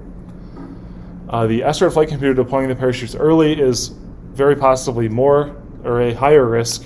Sorry, it is less likely, but it is more severe. So again, mitigation is just the software locking and extensive testing. Air brakes deploying early. This is also, we have reason to think it's pretty rare, but it may be very severe if it were to happen. And then GPS tracking lost. So this is less severe. It should not result in any sort of structural failure or loss of the device completely. But again, mitigation is redundancy, and then the testing and characterization of our systems. So the plan for the year. So education and training has been a huge focus so far, and it will continue to be throughout the rest of the year, though it will taper off a little bit. Same with research. So especially with the air brakes and a lot of the SRAD algorithms, we've just been trying to understand what's going on specifically within these systems, especially as we have a team of mostly CSE and ECE people, so it's getting up to speed on a lot of the aerodynamics of it as well. Currently, and then into November, we're working on subsystem design. So I mentioned the mechanical team, they'll be machining the avionics bay, or at least a lot of it, this coming week and next week. We have a lot of different subsystems, so they're all sort of working in parallel, but then we'll be transitioning to assembly near the end of the semester and a little bit of early next semester. After that point, we are ideally done making any significant changes to the system, so we're into the laboratory testing, making any tweaks as we see fit, and then field testing. And then finally, we'll validate our systems formally and write up documentation on them for future years. Are there any questions? We've got one question on chat. Casey Ruckman says, I like the testing to show antenna transmission behavior. In 2022, I recall issues with location data during the descent. Are there any mitigations for ensuring enough GPS satellites stay logged during flight? So GPS satellites, we sort of have control over that. Obviously, we don't have control over how many GPS satellites are above us. We are looking to use an active GPS. So if I remember correctly from 2022, the GPS antenna was passive. This year we have an amplifier attached to that, so we should have a stronger signal strength. So If there aren't any GPS satellites in view, unfortunately, we may drop out for a few seconds, but if there are some in view, we will have a higher chance of connecting to them. And yeah, we should also be able to get a lot of those metrics, at least extrapolate them from our position measurements, though those will probably drift from the reality somewhat. So you show the stepper motor? Yes. Is that one motor to control all four? Yes. Not four motors? Yeah, so there is one motor, and Corey or Cam can tell you the details about this, but yes, one motor, they're all, so yeah, all of them are deployed the same amount. They're all on the same linkage. So there's no possibility that you could deploy two or asymmetrically, you're either gonna get 4 or 0? So yeah, we could, yes. So yeah, the design, unless there's like a failure in the design, they will all be deployed in unison. How many lines of code? Lines of code. I don't know if we're still writing the code. Probably all in all, a couple thousand. It was for which part? Like the entire system overall, or the air brakes? Yeah, software scares the heck out of me. Historically, it's always more complicated than you think it's gonna be.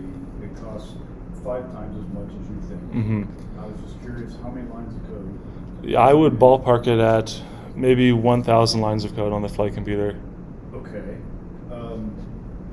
You also said something that kind of scared me, like, well, we could make changes to software even the day of the launch. So that was only the ground control software. Okay. So you have a configuration management, that leads to my question. You have a configuration management strategy around the software. Or does Lauren just get to decide, I'm going to make some changes today, and it'll be great. Trust me, it's only one line of code. It'll work fine. Yeah, so I should clarify, when I say changes, so that's not changes to the code that's running, that's sort of changes to just which windows are we displaying at once. So anything that's critical to the rocket's behavior will be locked in by March or April, and then we will not touch that. Once it's fully validated, we'll lock it in, that will not be touched at all. Okay, so in the future, like maybe at CER, I'd really like to kind of learn more about what your flight software testing protocol is, how you're going through and making sure that you're testing as close as you can to fly hardware in the loop is good.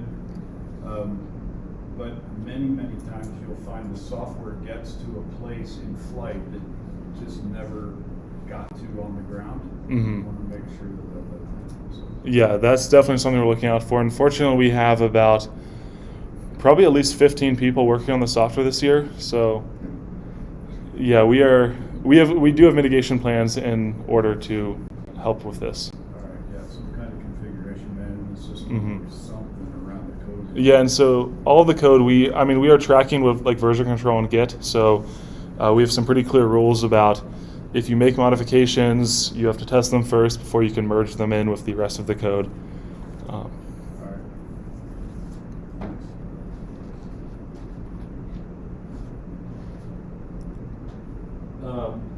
So if I could follow a couple things there. You talked about the stepper motor. They showed a quick picture of it. Nobody's connected the dots between the two yet. How this thing actually functions to deploy air brakes. So who's in charge when we get? You're doing the software, obviously, but I'm missing the connection. Nobody talked about it. So who's in charge of that? And could So the next one, I would somebody please explain that more, because that seems critical to what you're doing this year. So yeah, air brakes is sort of a joint effort between structures, avionics, and aerodynamics. So on the physical side, structures they are building essentially all of the mechanical structures. So the blades themselves, the housing, and then the fitting for the motor. What avionics is handling is we've selected a motor based on values given to us of the torque requirements, and so that will just screw into there, and then from the motor to the software to the sensors is entirely within avionics. Of course, we're working with aerodynamics to get certain values and understand what's going on better. But yeah, that's the physical divide. So this torque, what's going to generate the torque the motor is overcoming and being able to hold? So Sawyer may be able to answer this question better than I could, or one of the... Really, the torque I think that was showed on the slides was just really a pretty large overestimation of wind force that could enact on if all 4 blades were deployed. So we have the rocket. Which wind are we talking about? I'm flying through the air wind. We talking about perpendicular crosswinds? wind. So what speed is this rocket spinning while we're talking about this number? Do we have to worry? We have a mass, we're sticking it out. There are clearly torques involved if I move masses in and out of a spinning object. Are those numbers just irrelevant? I mean, they're small enough that we just ignore it, or? I don't think. Yeah, I don't believe that's been simulated yet. Yeah. Or calculated. Because isn't that a problem some rockets have as they start spinning really fast and then they've got masses? That's actually something we should definitely look into. Our, I guess, calculations that we've done so far were based on the drag force that will be on those blades and then the perpendicular wind, and we found the perpendicular wind to be much more significant, so I have to assume the spin rocket would also be pretty significant there as well. So we'll look more into that and see if that torque value changes. And then on the software side, you've talked about the functionality locking. Mm-hmm. But that's software based, so what if it fails, or if it's getting a faulty signal into the thing that tells it lock out when it shouldn't be, or unlock when it shouldn't be unlocking? What's the fail-safe behind that? So, like at some point, the problem is when we're in flight, the only thing we have to go off of is our sensor data. So we are the fail-safe to this is. This may not be the answer we're looking for, but the strategy we're taking is trying to understand the sensor's behavior. So not just seeing them as a black box, but how do they actually convert physical values into digital readings. So trying to understand that, understanding the conditions around those rockets that those sensors will be exposed to. So, and I sort of mentioned a little bit, we move those higher up to avoid any irregular pressure behavior. But then also looking at our control system and seeing how does it behave to different inputs and a wide range of inputs. And specifically, if we have certain inputs that are off nominal, so they're outside of the scope that we're targeting, we still want to be sure that they aren't going to affect our behavior. So we're looking at designing our control algorithms and our control structures to essentially only function in these nominal conditions and not function otherwise. Though ultimately, if the sensors are just, by an act of God, just completely off, we may just unfortunately lose the ability to control that. As you write the code, right, that's the key, is to all other cases, don't deploy them because it could be a structural failure on launch if it errors that way. And part of this also going in, so we do have multiple sensors, both redundant versions of the same sensor, but also different types of sensors. So a barometer and an accelerometer can both give us roughly the same reading. Obviously, there's going to be different errors associated with each ones, but we can look at the two of those, and if one of them is diverging like super quickly from the other, we can have some sort of stop gate in there. And that's maybe the one other point we've talked about, barometric pressure sensor, and we've talked about that's got to be near the nose because of drag. But barometric pressure can't be impacted by things sticking out, right? Barometric pressure, that's just the pressure that exists. So we're not really talking barometric pressure. Oh, so yeah, I may have used the incorrect term there. Here, that's the term. Okay, right? So I'm just pointing out that term. Okay, yeah, so the air pressure the sensor is exposed to. The local static pressure clearly is impacted by it, but I'm pointing it out because they're letting the ECE person talk about it, and one of the arrows should notice that term being used in a way they know it shouldn't be used. All right. That's on all the rest of them. All right. Pointed out, not you.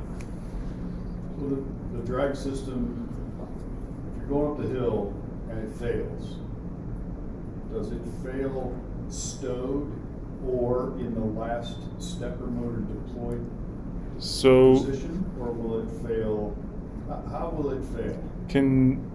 When you say it fails, can you define what do you mean? But like a physical failure of the system, or the software fails to, like a sensor failure? So I'm not worried necessarily about, one of the things comes off. Right? You get a sensor failure, you get some kind of confusion in the software. I don't know. Does it fail either if it's not deployed yet, it fails stowed. Yes. And just won't open. Correct. If it's partially deployed, let's say you click the stepper mode of 2 steps, Mm-hmm. does it fail in that configuration with no further ability to adjust? Or is there a mode where if you have a failure, you just pull it back in and fly? Mm-hmm. So we need to look in this a little bit more. The current plan was to just, if we cannot trust our sensors, if we're not confident in that, we'll just retract them. Propulsion has characterized the motor to not exceed the FAA limit anyways. So in that case, we would just retract them to avoid risking. That's a really good point. You have a choice here to decide how you want to fail, Mm-hmm. right? Depending on what goes on, right? You can just give up and say, okay, well, I've clicked the motor 2 steps and I'm out, and I'm just going to take what I get. Or you could say, look, something's not right. I'm going to pull them in, and we'll just fly. Yeah, and So thinking through that is important. I didn't expect you to have a decision yet at PDR, but Mhm. you can choose how to fail, and that might actually choosing how to fail sometimes gives you pathways to do better. Yeah. Right? So we'll definitely look into that, and Fail gracefully. yes. Personally, that's all the time we have for questions right now. Okay.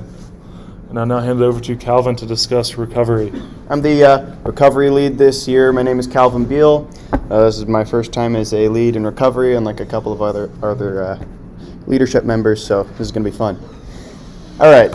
So, what is the purpose of recovery? Obviously, we want to bring the rocket back safely. So, obviously, that entails releasing the nose cone, the drogue parachute, and the main parachute.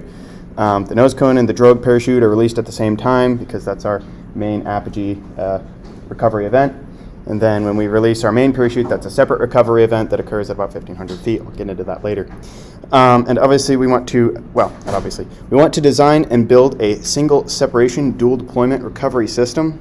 So basically the whole recovery system is ejected from the rocket when the nose cone is ejected. So we only have one body tube separation point. I'll get into why that's optimal a little on the next slide. So basically for this year, the idea is to utilize a parachute bag for protecting the parachute and retaining it, a pyrotechnic pin puller system to essentially deploy the parachute from that bag, and we also have to have shock cords and loops and things like that that all recovery systems usually have. And obviously we want to test the whole system systematically and very meticulously because it has a high frequency of failure. And of course, later on in the year, when we have less workload, because we'll already have had our test launch, we want to research future plans for different ideas that we could go about recovery. So if you know anything about BSLI Spaceport, we've done single point separation in the past for our recovery, and it has not gone well. I don't think in the past, how many years, 2 years, we haven't had a single perfect flight. Either the main parachute is deployed at apogee, we have no main parachute deployment whatsoever, or, well, this isn't really a recovery thing, but drogue parachute might not come out because the nose cone isn't deployed, but it's an avionics problem. So why are we continuing this? It seems so unreliable. So 2 points of separation usually it will increase the number of points of failure because of the increased number of couplers. So it's basically more load on structures. Also, there's slightly less body tube length with single point of separation, because if you have 2 points of separation, you need a little bit of extra body tube to accompany or account for those extra parts that you need, like ejection canisters and such whatnot. And also, that would reduce the chance of buckling. So if you have a really long body tube, I don't know if you guys have seen the old 60s rockets where they would just crumple. It's not ideal. And so going off that, we want to redistribute the workload from other sub-teams. Obviously, we're doing the new air brake system, and avionics is also got a lot on their plate. And so if, avionics and structures are working a lot on air brakes, they have a lot more work to do on that, and it's usually a lot of work to go with a 2 point separation for structures anyways. Also, a relocation of avionics would be necessary in a dual point separation because you need that transition piece to have your avionics within it, because you have to have those 2 ejection charges armed by avionics, and it's not ideal. Also this year we have returning members in recovery. I don't know what the retention rate is for recovery in the past, but it's myself. I was in recovery last year, and I've got 2 more returning members who are very experienced and very good at recovery skills. And so also, I want to properly test and execute this system this year to prove its reliability. I want to improve the testing and documentation compared to previous years. There wasn't a whole lot of that in previous years. And I want to identify and correct the weak points. So typically there's been some decisions where it's quite an obvious weak point, but it was never corrected. The reasons of which are a little bit iffy. So we have several Ezra requirements. We're a highly critical system. Obviously, recovery must work perfectly. Not perfectly, but at least enough to not kill people. So since the BSLA Spaceport America Cup rocket will be achieving an apogee above 1,500 feet, it must utilize dual deployment recovery. So basically, we need to deploy some sort of recovery event at apogee, and we need to have some sort of recovery event at approximately 1,500 feet. This is essentially so that the rocket doesn't drift for miles because we're flying very high. Since this year, the parachute release mechanism is intended to be SRAD, it must be redundant, ground tested, and controlled from separate flight computers. So I need to allow Peter to have redundant control on every recovery event that occurs. So essentially the nose cone deployment and main parachute deployment. Also, our descent rate under drogue must be between 65 and 165 feet per second. It's a very large window, mostly because our densities of air can change. Parachute performance is very sporadic. It's nearly impossible to predict. Ask any NASA engineer. And the main parachute deployment sequence must not initiate above 1,500 feet.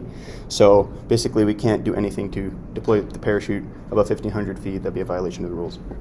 So the recovery components must be protected from the flame of the recovery energetics. So we use pyrotechnic ejection charges and pyrotechnic pin pullers. We need to make sure that's not going to cook up our shock cords and parachutes and such.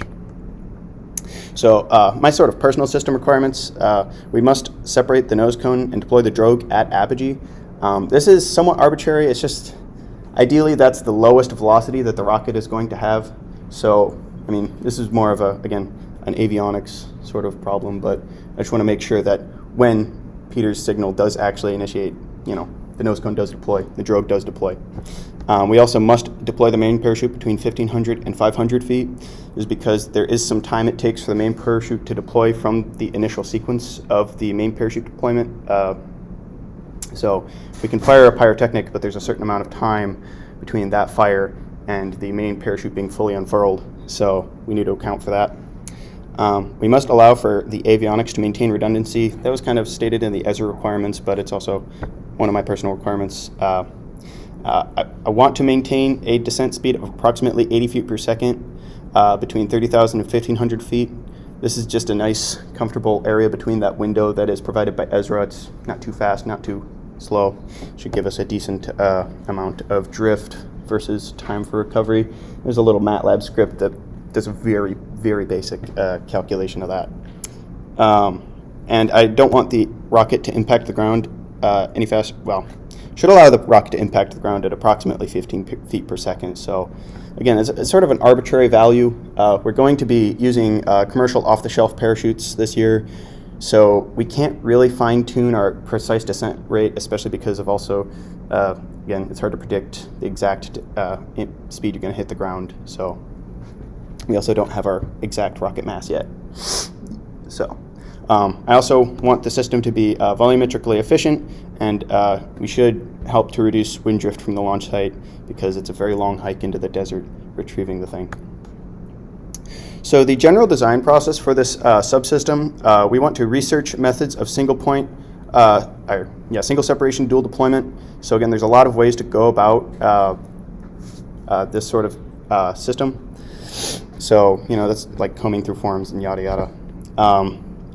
Then brainstorming ideas with the whole sub-team on different methods to do this. So basically having whiteboard sessions where we all sit around and look at different ways to go about it, talk about the potential flaws of different ideas and whatnot.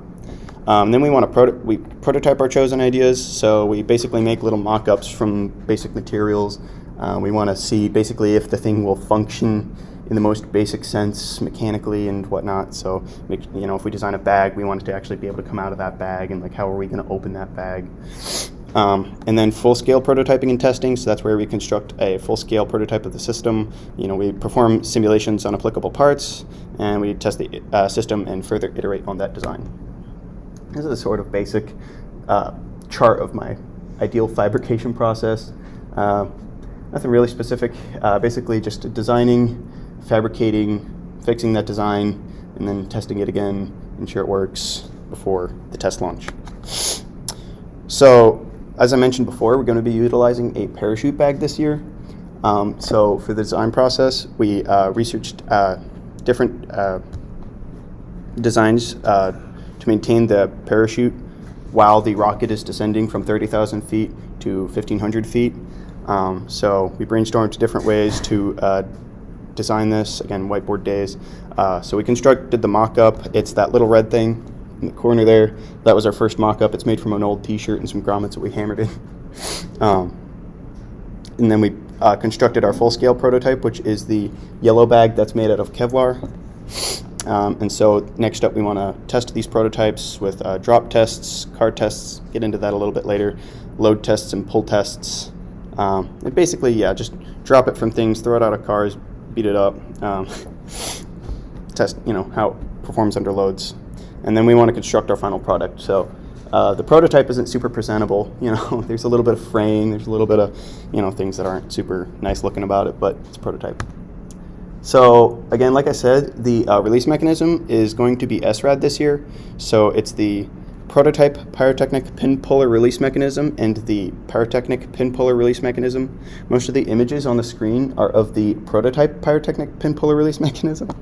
So basically the prototype is one pin, so we're simulating the forces that are going to be occurring in that localized sort of area. Again, we want it to be redundant, so it's going to have two pins that are going to need to be pulled. So we want to first research different methods of pin pulling. So believe it or not, there's a lot of ways to have an explosion make a pin go that way. So then we want to construct our 3D print prototypes. So there's a little 3D printed prototype basically there to test an earlier design, which was fully mechanical rather than utilizing lines. And then performing hand calculations basically on the loads. So in the next slide I have a couple of pictures of just some example hand calculations and free body diagrams. We want to design it and simulate it in CAD. So this is a stress simulation here of the basically a distributed load across that pin, pulling it upwards. So seeing where the stresses lie there. So then we machine the PPRM and test it. So basically testing it under the expected loads plus some, minus some.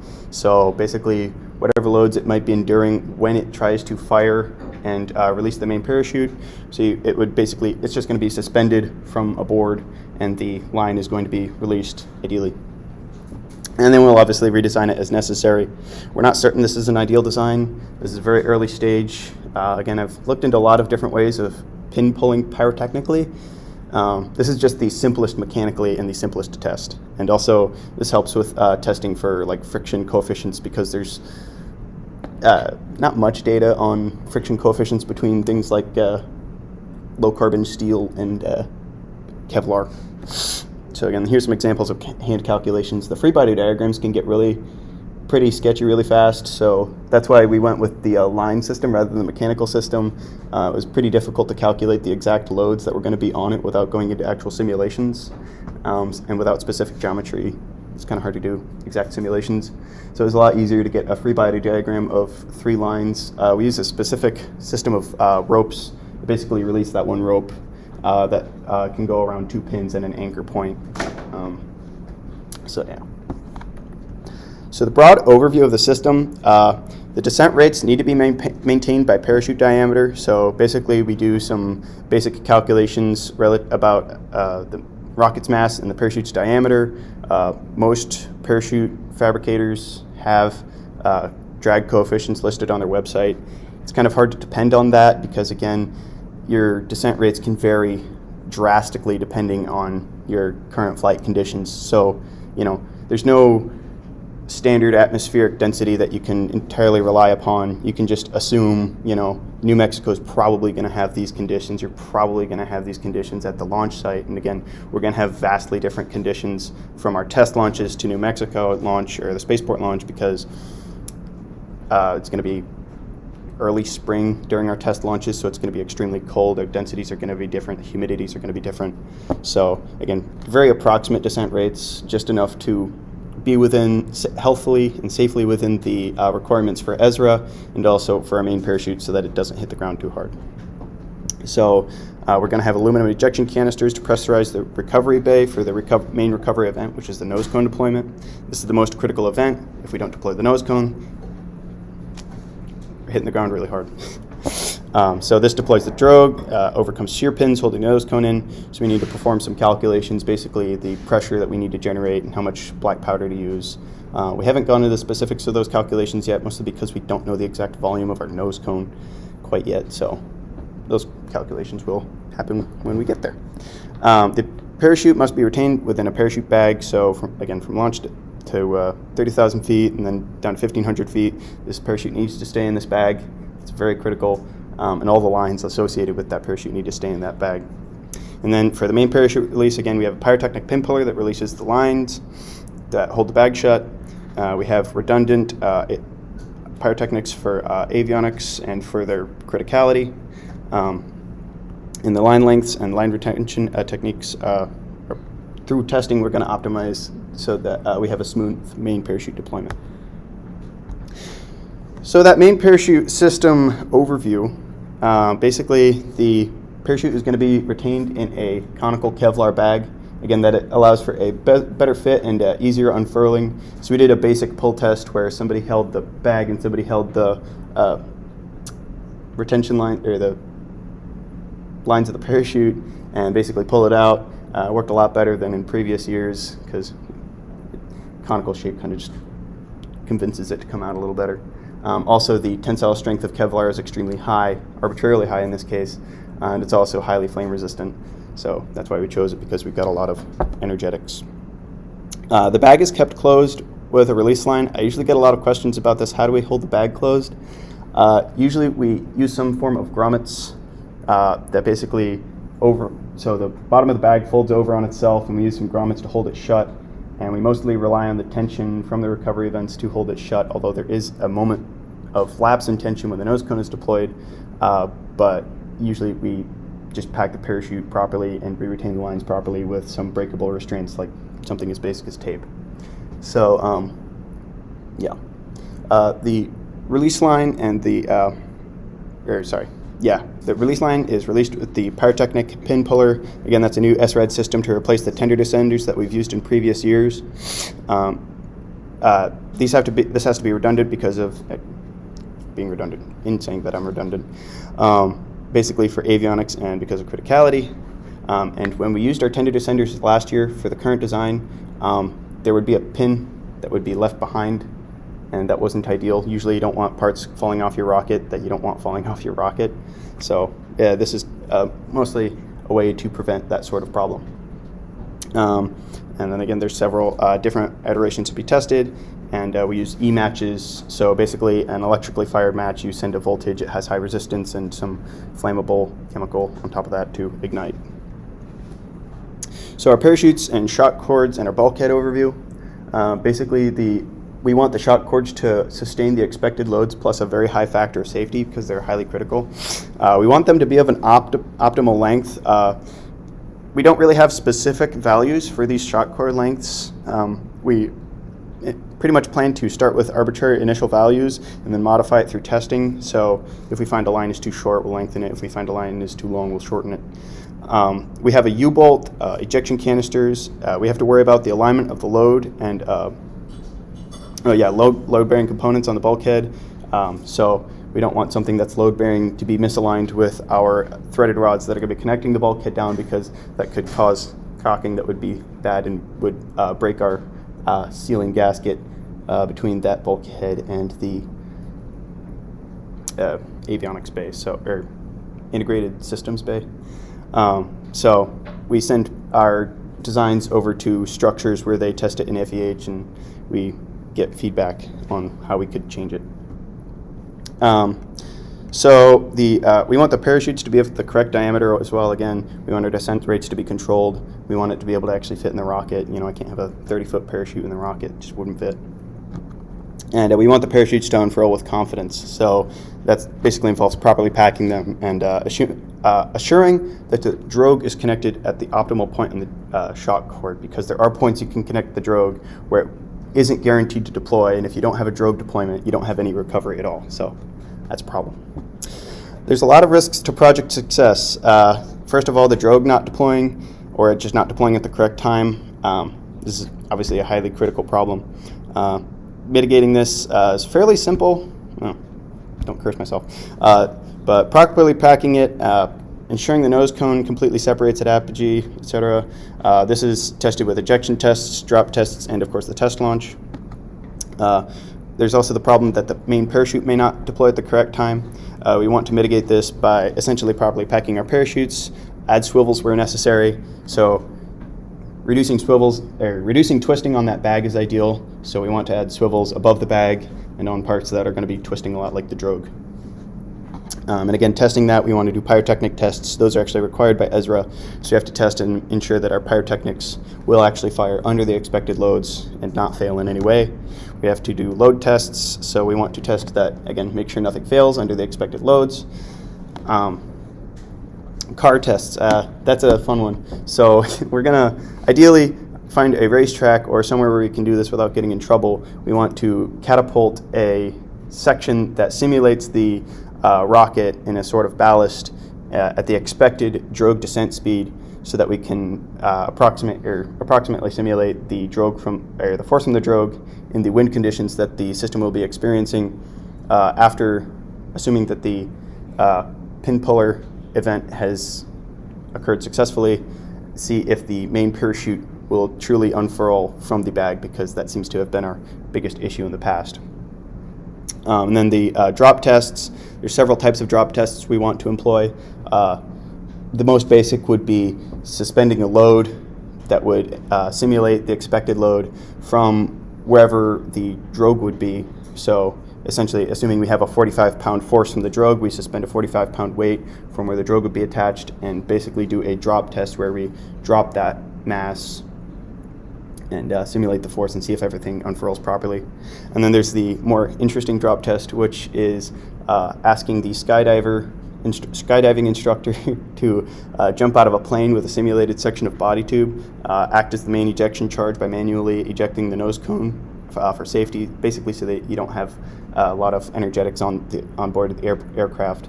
And then he throws away from himself and skydives away. He said he's okay with it. We haven't gotten those tests yet, though, so we'll see.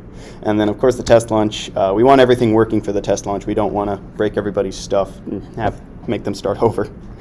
There's also the big problem of tangles, snaps, snags, and cuts.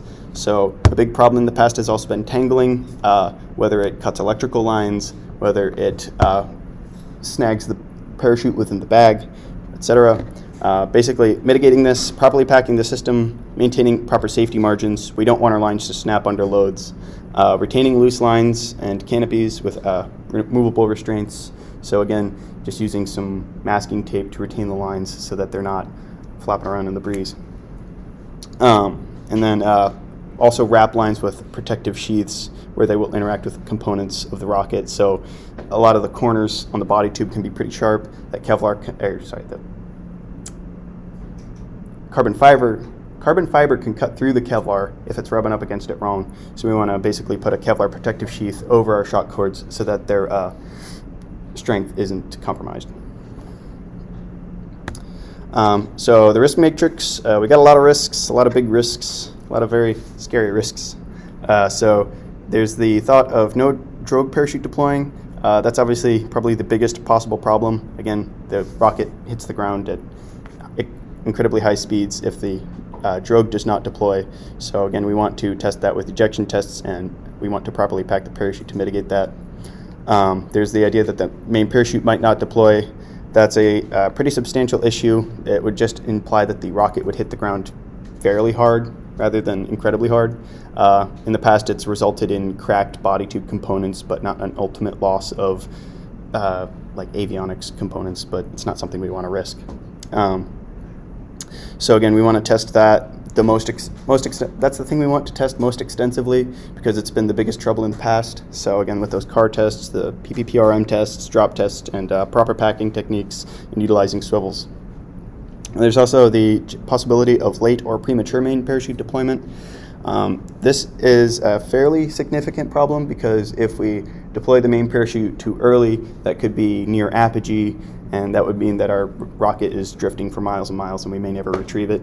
If we deploy it too late, that would mean that the rocket has not decelerated enough from the main parachute to impact the ground at a safe velocity, and again, we could damage main body components. There's also the possibility of a parachute release line snapping.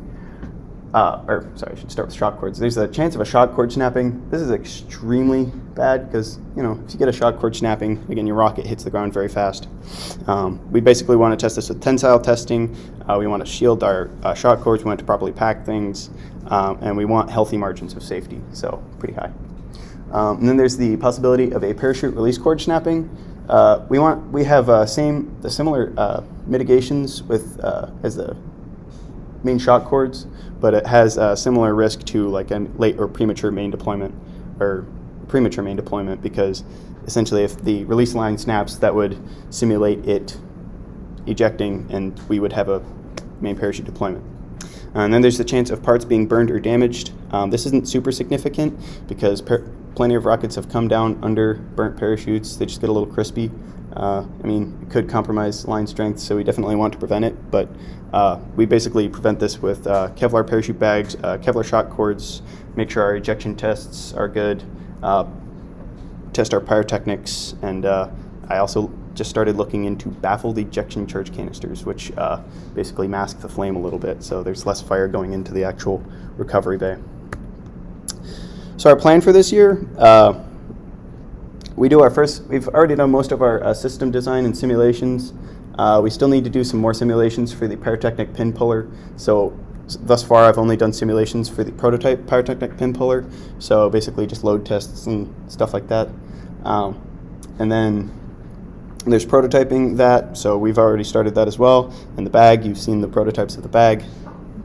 And so we've got to go start testing those.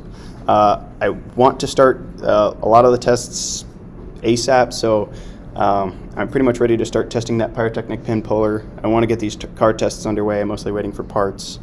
And we're going to be testing all year, so even after the test launch, I want to be testing things, iterating things, improving things, see where things could fail, even if they haven't in the past. And then there's the test launches. Those are going to be occurring in the spring. I just want to make sure that my preparations and all my check boxes are checked for those. So I want to have a checklist, literally, and make sure that we're pretty much ready for those. And then there's the cleaning up and finalizing the design for the Spaceport America Cup launch. So our parts might not be super presentable as prototypes for maybe something like the test launches, but we want to make them presentable for something like the Spaceport America Cup. So we'll probably refabricate some parts, make them looking good. Then later in the year, after we've done most of our work, I want to research and test new ideas for future projects. Are there other questions?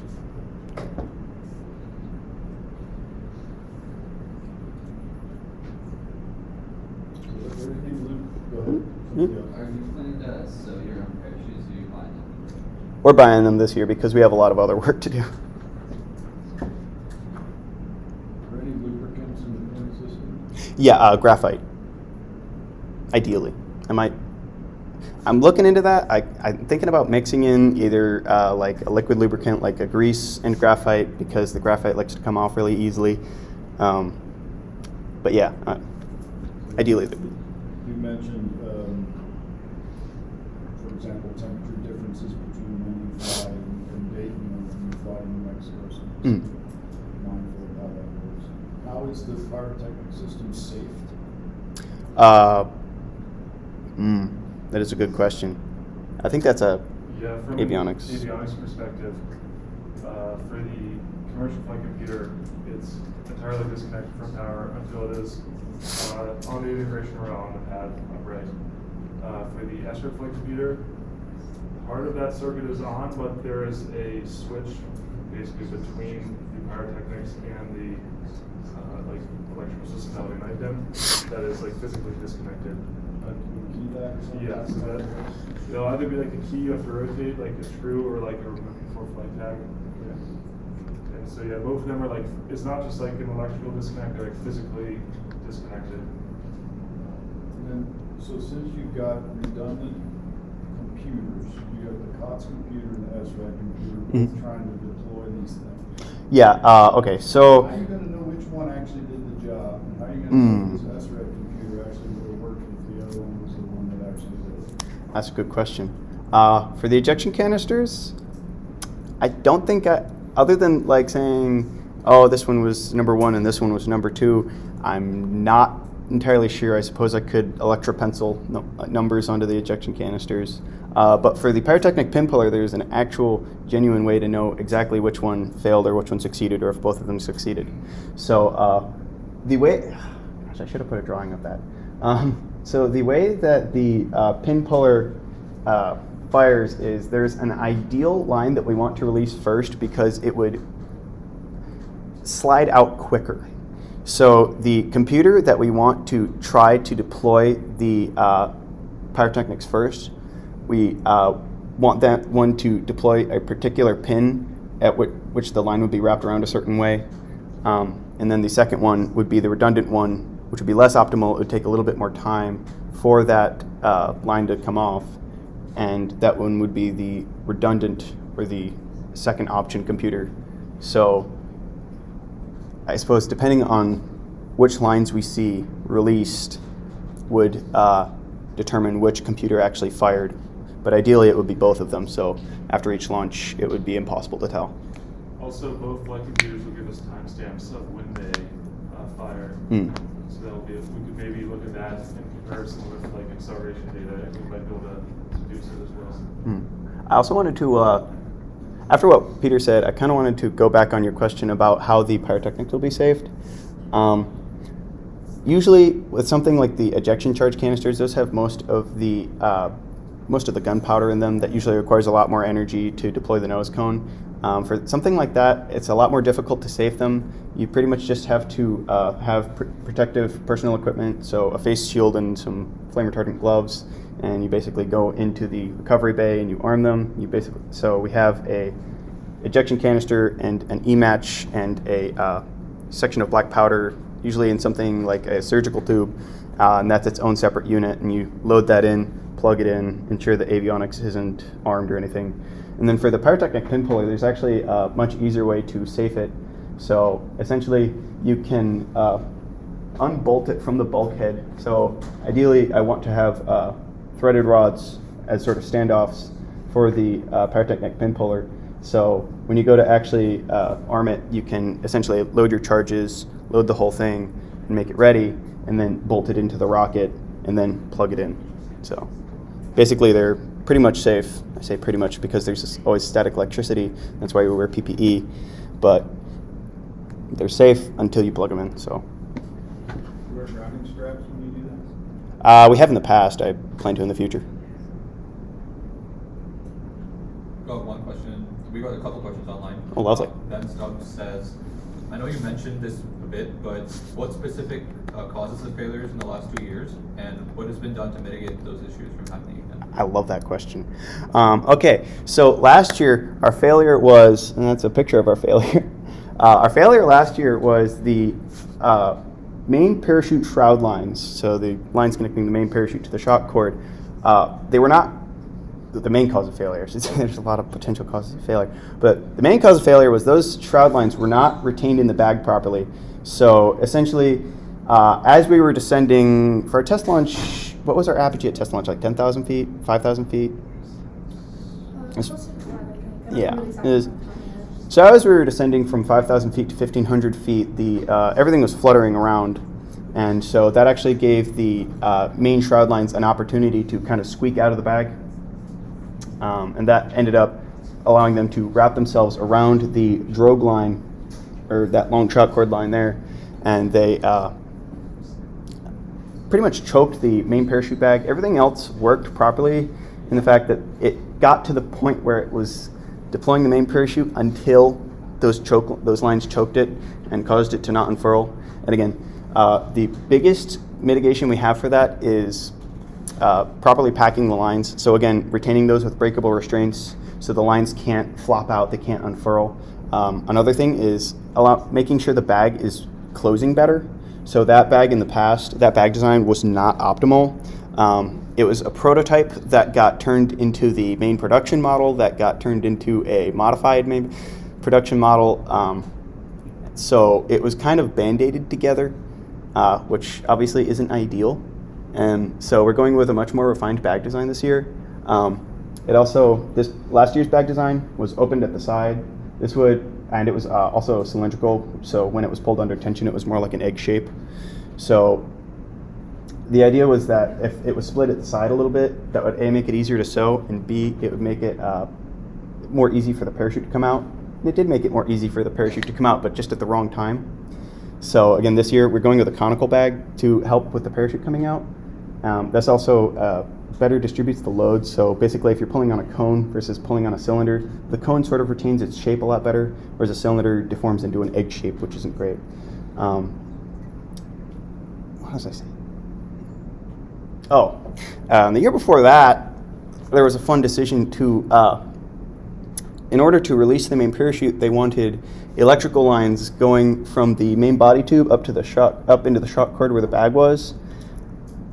Yeah, when you have electrical lines going along a shock cord that's twisting around like crazy and it's getting all bunched up, they're going to snap.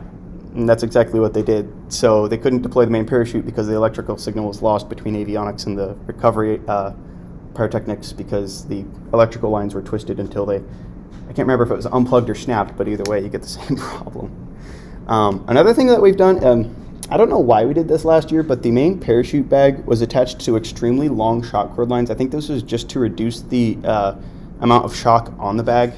We're going to be testing that this year, but considering the material that the bag is made of and the strength of our lines, it shouldn't be a problem to shorten those lines drastically to the point where the bag is very close to the main rocket body while it's descending. This will prevent it from twisting a lot more. It'll prevent it from going around like crazy like it was. Well, it'll still go around like crazy, but that's why we have line packing techniques. So I'm going to hand it off to Corey, our payload lead, for his next slides. All right. Hello, everyone. As Calvin said, I'm Corey Ireland. I am our payload lead this year. Let's begin. So, project purpose. On a high level, payload is what it says it is. It is the whole reason we fly the rocket. It is the scientific experiment / technical demonstrator that goes on the rocket, launches, and then when we recover the rocket, we pull the payload out of the rocket. At a high level, our goal is to design and manufacture a metal bay conforming to a 5U CubeSat structure. Now, for those of you who are familiar with our payloads in the past, that 5U is not a typo. Usually we do 3, but this year is 5U for reasons which I will explain later. And for those who aren't familiar at all with payloads, 1U is essentially a 10 by 10 by 10 centimeter cube. And so 5U is essentially stacking 5 of those on top of each other, forming a structure that's 10 centimeters by 10 centimeters by 50 centimeters. We're also looking to incorporate an outreach payload through our outreach program that we go out to Metro High School, which is just across the river, right next to campus, and we go through a miniature design process with a class of students there. They come up with a payload. We then build it and integrate it into a 1U section reserved for them at the top of our payload. Our main goal of the scientific portion is to rotate what we're calling a stabilization capsule to maintain the orientation of a scientific experiment that goes inside that capsule relative to the rocket's acceleration. We're also looking to reduce the vibrational loading on that capsule and rotation system.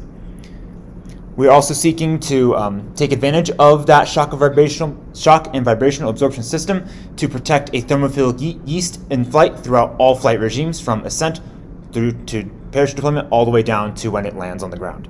And lastly, we are, of course, looking to win the payload award competition in June. System requirements. Well, payload shall be self-contained. That is an ESRA requirement, something we have to do. It also cannot alter the flight path. Since it is a payload, we have to be, by ESRA regulations, we have to be able to replace it with an inert mass of the same mass, and the rocket should fly the exact same. Additionally, it needs to be within 3.81 kilograms and 4.08 kilograms. That lower bound is an Ezra requirement. The upper bound is a requirement that was set by our project manager. And lastly, we do not want to lose the potentially quite valuable biological material that we will have contained within the sphere. So you guys see general design here. Oh, I can point with the cursor. This is that stabilization capsule I was talking about. It is mounted on these 3 motorized wheels that are going to rotate it around while the rocket is in flight. And you can see also the 1U payload up there that's empty. That is reserved for the outreach payload that we are currently engaged in the outreach program at Metro High School. So overall kind of design process for the entire payload, moving from 3U to 5U was a big decision that we made over the summer. As you could see in those CAD models on the slide prior, we have absolutely 0 extra room. So that was our big justification for making that change and increasing the length of payload. However, despite the fact that payload is 66% bigger than in years prior, that's not going to impact the weight at all. It is still going to be at that roughly 4 kilogram mark. And in order to accomplish that goal, we've made a lot of weight conscious decisions. A lot of the panels that we have in the payload are either steel or aluminum. When we initiated our design process, those were all steel, so we had the most conservative possible estimate. And in order to determine, how many panels need to be steel, how many need to be aluminum, we've taken advantage of a mass tracking system that I've developed. Basically, in short, we have a whole list of our parts that are in the payload, and we have a list of how much we projected their weight based on either CAD models or weighing them themselves, and then we give it what I'm calling a maturity code that essentially dictates how much could that weight of that part change as the design of the entire payload and of that part itself matures. That all comes out to this wonderful graph you can see here, which shows how our estimated mass is changing as the year progresses. This central blue line is our estimated mass of the entire payload once it is finished being built. The orange line is a conservative towards the upper bound, and the green line is conservative towards the lower bound of how the mass of the payload might shrink. The reason we have that lower bound is because we have a minimum weight, which usually isn't the case when you're looking at professional projects in industry. And the red and darker green bounds are those that 4.08 kilograms and the 3.68 kilograms that we have to end up with between. So as the year goes on, we're hoping to see all of these lines converge to be between these bars once we come around to test launches and our competition. So now on to our stabilizer system.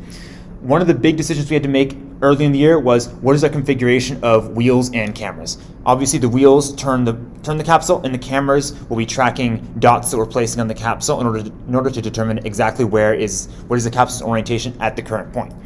So in order to kind of decide what is the best configuration, where are the wheels going, where are the cameras going, we built a small ray tracing library that we used and ran through essentially, I think, way more than the 6, but we went through probably dozens of different configurations of cameras and motors and basically simulating those and basically where the cameras can see on the capsule and running through all the potential orientations of the capsule while it's in flight and saying, okay, can we see every single orientation under every possible condition? So as you can see, this last simulation we ran was the one that achieved 100% coverage of all possible orientations of that sphere, and that is with 4 cameras above the sphere, all 3 motors down below, and then a ring support system that is segmented that is keeping the ball in place.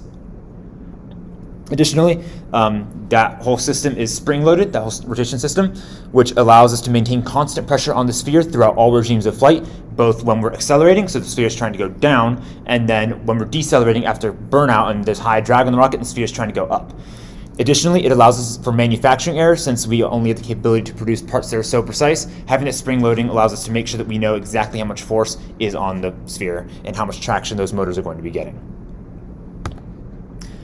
Here is a little bit of the results of our ray tracing analysis. This is for that final configuration that we went with. You can see the 4 cameras up top and then those segmented ring supports. This is a bit of a heat map of what the cameras see. So the green spaces are where the camera's looking directly down on the sphere. The red is where it's a bit more tangential. And then the blue and cyan are where the cameras are being occluded by the supports, as you can kind of see up there. Okay, now on for our mechanical system. The big thing here, the big challenge has been the capsule rotation system. In order to, as part of our early testing, we realized that a 3D printed plastic sphere trying to be rotated by acetyl plastic wheels meant that there was absolutely no traction, so it was almost impossible for the wheels to actually turn the sphere. So to solve this, we decided to coat the sphere with a styrene butadiene copolymer, which is essentially a sprayable rubber, in order to drastically increase that coefficient of friction, allowing us to move the sphere with those slippery plastic acetyl wheels. As I mentioned here, these wheels are omnidirectional, which means that even if you're trying to rotate the sphere against, in the essentially the perpendicular direction to the wheel, all the wheels basically have little wheels on them that allow that to happen with a minimum of friction. Additionally, as of right now, we have, in the design, we have, if you can see up above the sphere, those are custom ball bearings, so there are little metal balls in there that give us a minimum of friction on the upper end of the sphere as well. Lastly, not depicted here, because it's not quite, the design is not quite finished, is our shock and vibrational absorption system, which is the other half of the mechanical portion of the payload.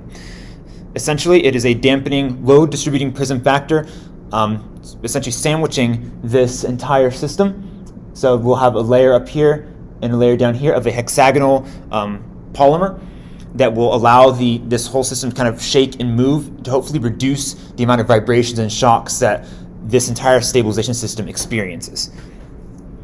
And due to the fact that this is all going to be kind of sandwiched together inside our payload bay, means that there's going to be no mounting. There's not going to be screw mounting, so that way it will allow the honeycomb structure to retain its flexibility and its elasticity. As for the electrical systems, obviously, since we have a ton of moving parts, there's a lot of electrical components that go into this.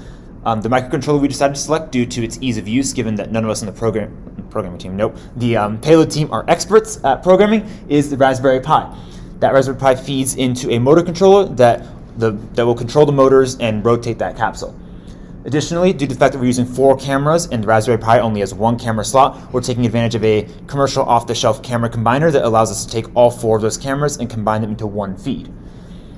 Additionally, those 4 cameras, the specific model is an Adafruit IMX708, which gives us the correct field of view that we need in order for all that ray tracing I mentioned earlier is predicated on the field of view of those cameras. Second to lastly, we have a pair of accelerometers. One accelerometer, which you can see right, I don't know what happened. Okay, I'm not gonna move the mouse anymore. One accelerometer you can see there in the electronics bay is our baseline kind of control accelerometer. That tells us what direction is the rocket going in, which then informs which direction do we need to rotate the capsule. A second accelerometer is going to go inside that stabilizer bay, which will be affected by that shock and vibrational absorption, so we can compare the results from those 2 accelerometers to see just how effective is that honeycomb polymer at absorbing the vibrations of the rocket. Lastly, to kind of combine everything together, because like I kind of mentioned earlier, Raspberry Pi can only do so much by itself, we are taking advantage of a solderable breadboard in order to kind of combine all those inputs and all those I2C sensors. It's a biological experiment. We don't just want this to be a technical demonstrator of our rotation and vibrational system. We also want to take advantage of it to conduct an actual scientific experiment. So we are collaborating with the Ohio State Microbiology Department in order to launch a sample of a biological material on the payload. Due to several conditions, including the temperature that's in the rocket, as well as requiring the sample to be fragile enough to potentially die, we chose a thermophilic yeast. The purpose of this experiment is to have one sample in that spherical capsule, one sample outside the capsule somewhere else in the payload, and one sample on the ground as a control. The goal is to see if our stabilization and vibrational system can help protect the yeast to keep it alive. In an ideal world, all the yeast that's outside that stabilizer all dies, and all the yeast that's inside the stabilizer is perfectly fine and still alive, thereby proving out the technology that we can use it to launch more fragile materials. In terms of post-flight analysis, unfortunately we can't bring an entire biology lab to New Mexico, so we're going to do what we can at the hotel upon launch. One idea that we're discussing with the biology department is dyeing the samples to determine casualty rate from the flight. And of course, after the launch, and once we return to Ohio State, we will be bringing the samples back to the microbiology department so they can do their in-depth analysis. That's kind of what they get out of this. Additionally, apart from the hardware electrical system, we also have a fairly, by my standards, complex, and by payload standards, complex software system. I'm not going to go through it in detail, but essentially we start out with our computer vision algorithm that takes the inputs from the cameras and outputs, okay, where are the dots on the sphere and where does that mean the sphere is actually rotated?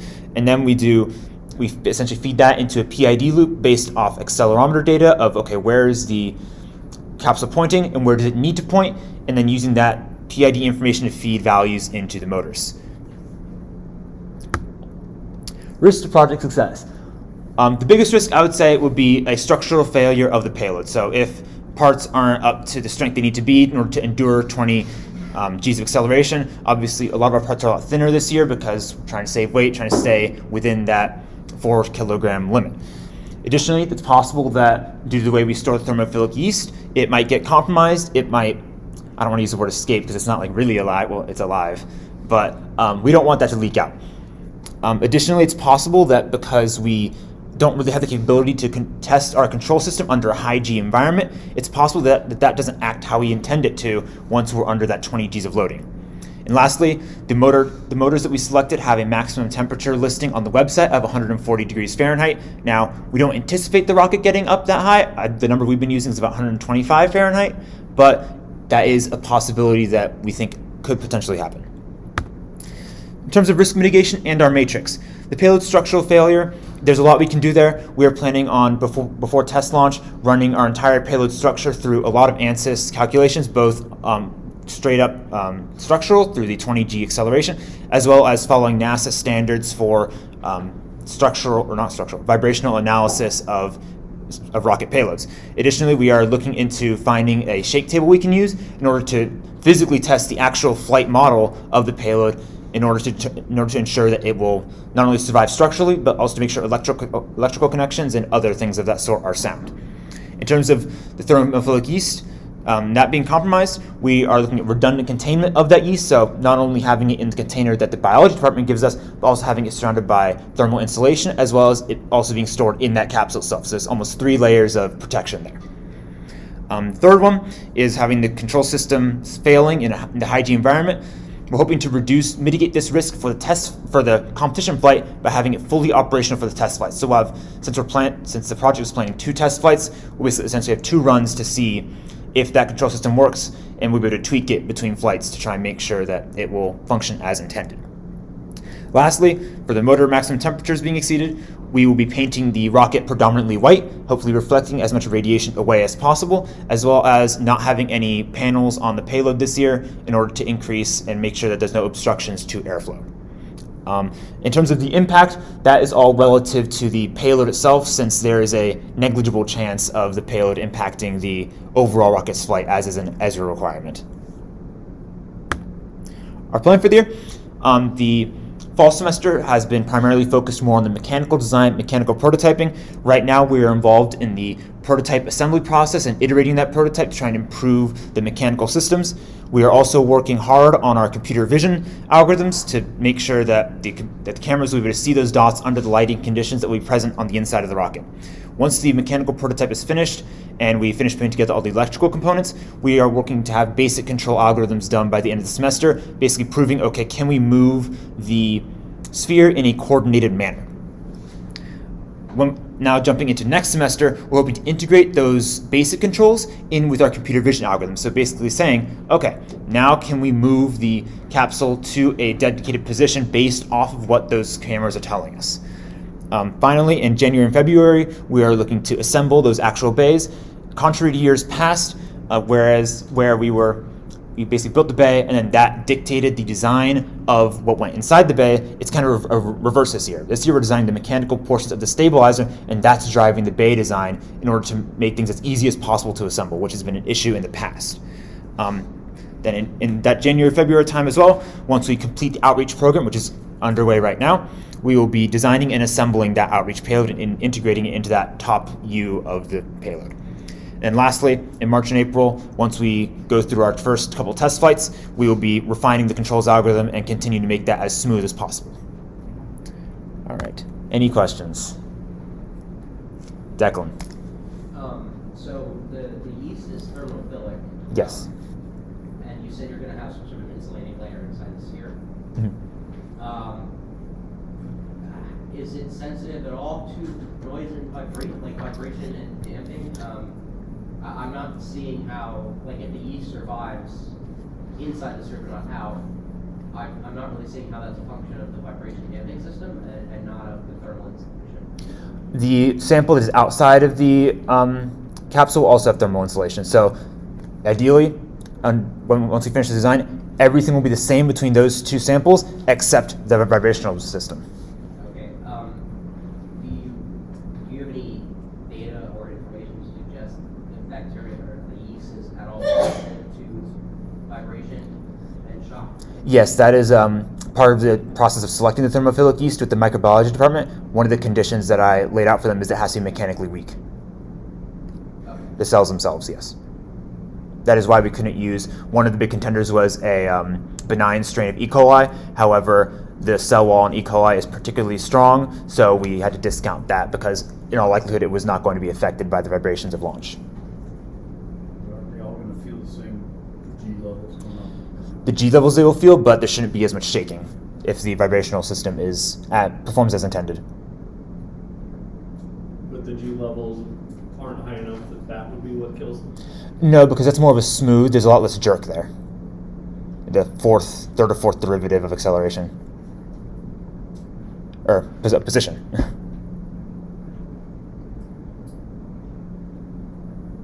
can you show the moving ball with the cameras and the wheels? Yes. Well, you're asking, sorry. This is a full, or do you want, I have a prototype and I have this. Velocity vector is up. Acceleration or velocity? So it's going to go this way? Yes, this is its orientation in the rocket. So Okay. on launch, the acceleration is going to be up, but after motor burnout, when we have high drag, it's going to be in the opposite direction. Right, and so the wheels move the ball because there's some level of frictional contact between the wheels and the ball. Yes. So going up the hill, that's how many Gs? I mean, it's 18 Gs on acceleration, on launch. So there's plenty of stickiness between the wheels and the ball, all Mhm. the motors running. And then when the motor stops, what's to keep the ball from sort of just floating there and not having enough contact with the wheels and the wheels can actually move the ball? That is why we have the spring loading. You can see the springs up top here. Those are conditioned to, I believe right now it's provide about 4 pounds of force always on the wheels. So that way there's always that friction there. So that's actually pushing down. Yes. Yes. See, I don't know how well you can see it, but there are collars. This whole system is self-contained, so those collars keep everything together and are pushing those springs, so there's always that force on the ball, no matter what. And that force is transmitted through these supports here. But that force is not sufficient enough to lock the ball down. What is the interface between that? The interface right here. Yeah, what is that interface? Those are, so these parts, where did the cursor go? These parts have cavities in them that we have ball bearings in. That is the interface there, yeah. So that's pressure, but it can roll. Yes, that was the idea. In order to kind of, the big thing was a fight basically between the friction of the wheels and the friction of those bearings to see, because in order for it to turn, there has to be more friction from the wheels than from the bearings, and that's the goal, is to achieve that. I find it interesting that 18 Gs on the yeast cell won't do anything, but the derivative around 18 Gs could shake it. That'll be interesting. Mhm.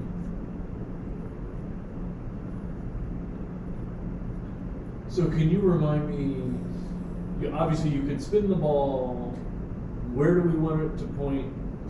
Why do we want it to change? What's going to make it change? Like, it's sitting there, it's being held. Won't it largely want to stay exactly where it is the entire time? Yeah. You just tell it to spin to tell it to spin? Yeah, so I think the original idea behind this was looking at, we were inspired by what we saw at the Spaceport competition this year. We saw there was an Indian team that had a little platform that did something very similar.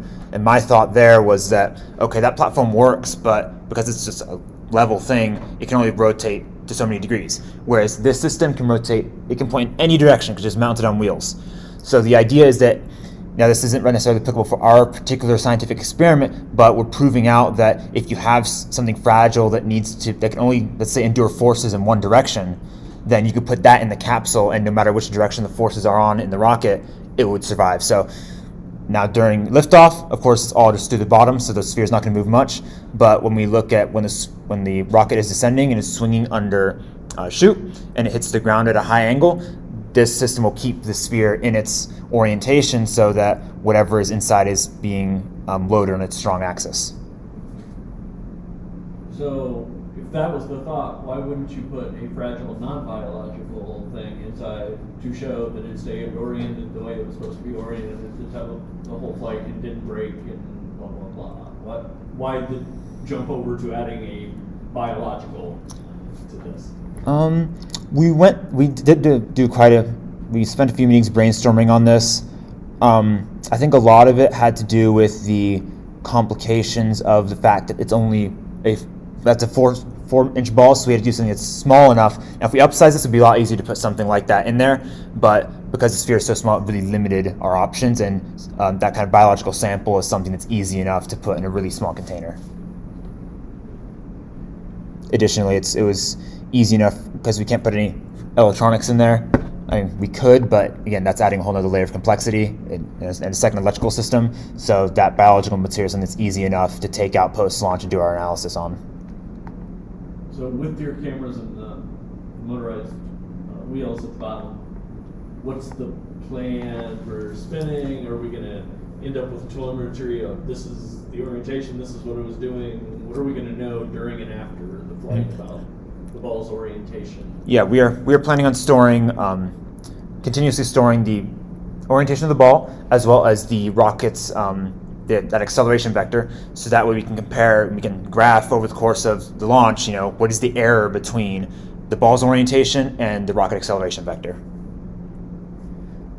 And you want it to stay constant? We want those to be perfectly aligned at all times, at least as close as possible.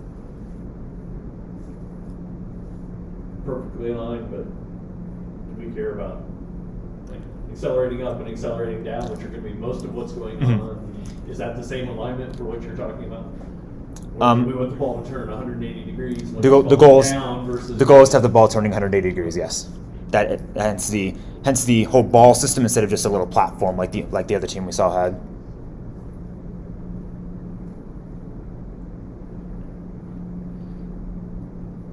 We don't have any questions online. Declan? Do you have any concerns or testing plans for processing power and compute time for your algorithms and stuff running on the Pi as opposed to running on your sort of initial testing hardware if you have a laptop or some other more powerful machine? Mm-hmm. We are planning on running, so in parallel with continuing the mechanical design of it for the rest of this semester, I'm planning on having several people working on that whole thing of seeing, once we have the basic computer vision running, putting that on the Raspberry Pi and seeing how fast that's going to run to make sure it's going to be fast enough.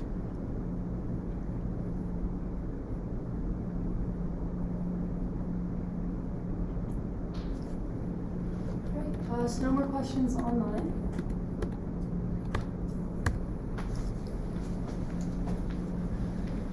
All right, so that concludes.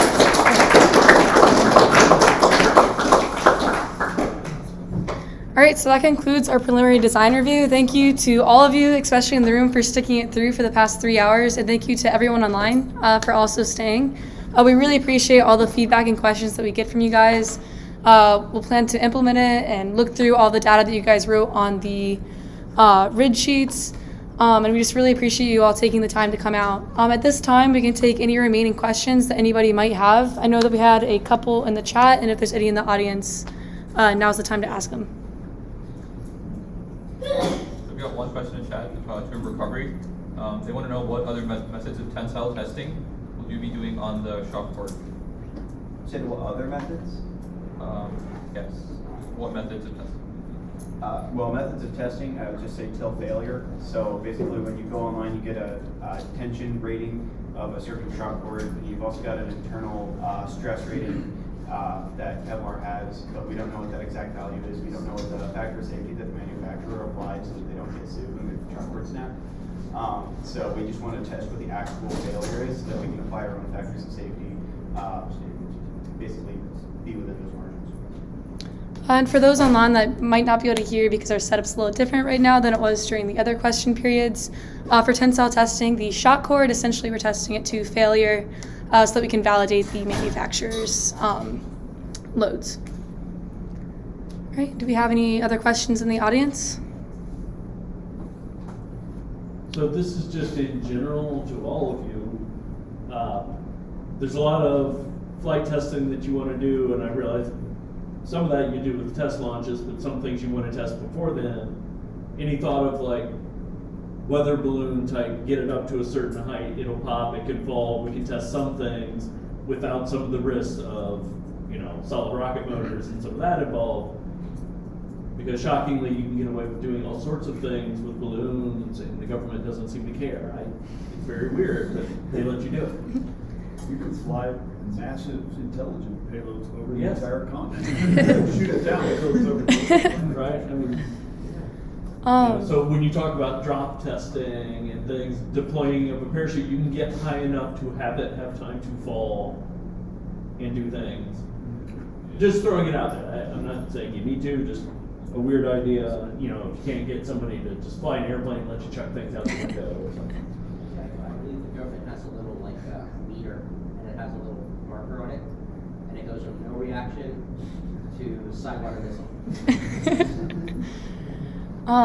Do any of you guys have anything you would like to say to that? No.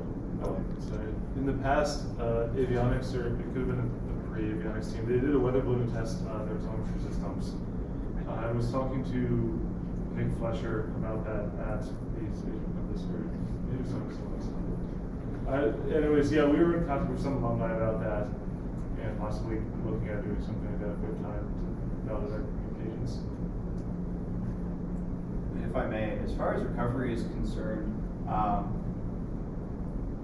we're dealing with much heavier loads than what a weather balloon could send up, so we'd have to do a scaled model of our recovery system. So again, we're dealing with a 45-pound rocket, so we're anticipating the loads that a 45-pound rocket would apply to the actual system. From what I've found, a payload balloon, a weather balloon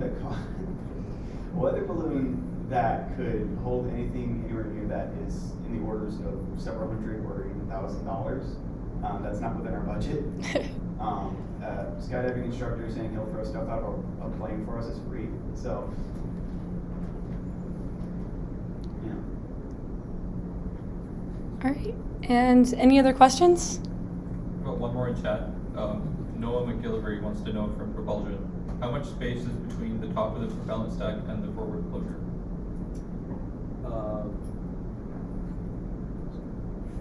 Around 3 inches.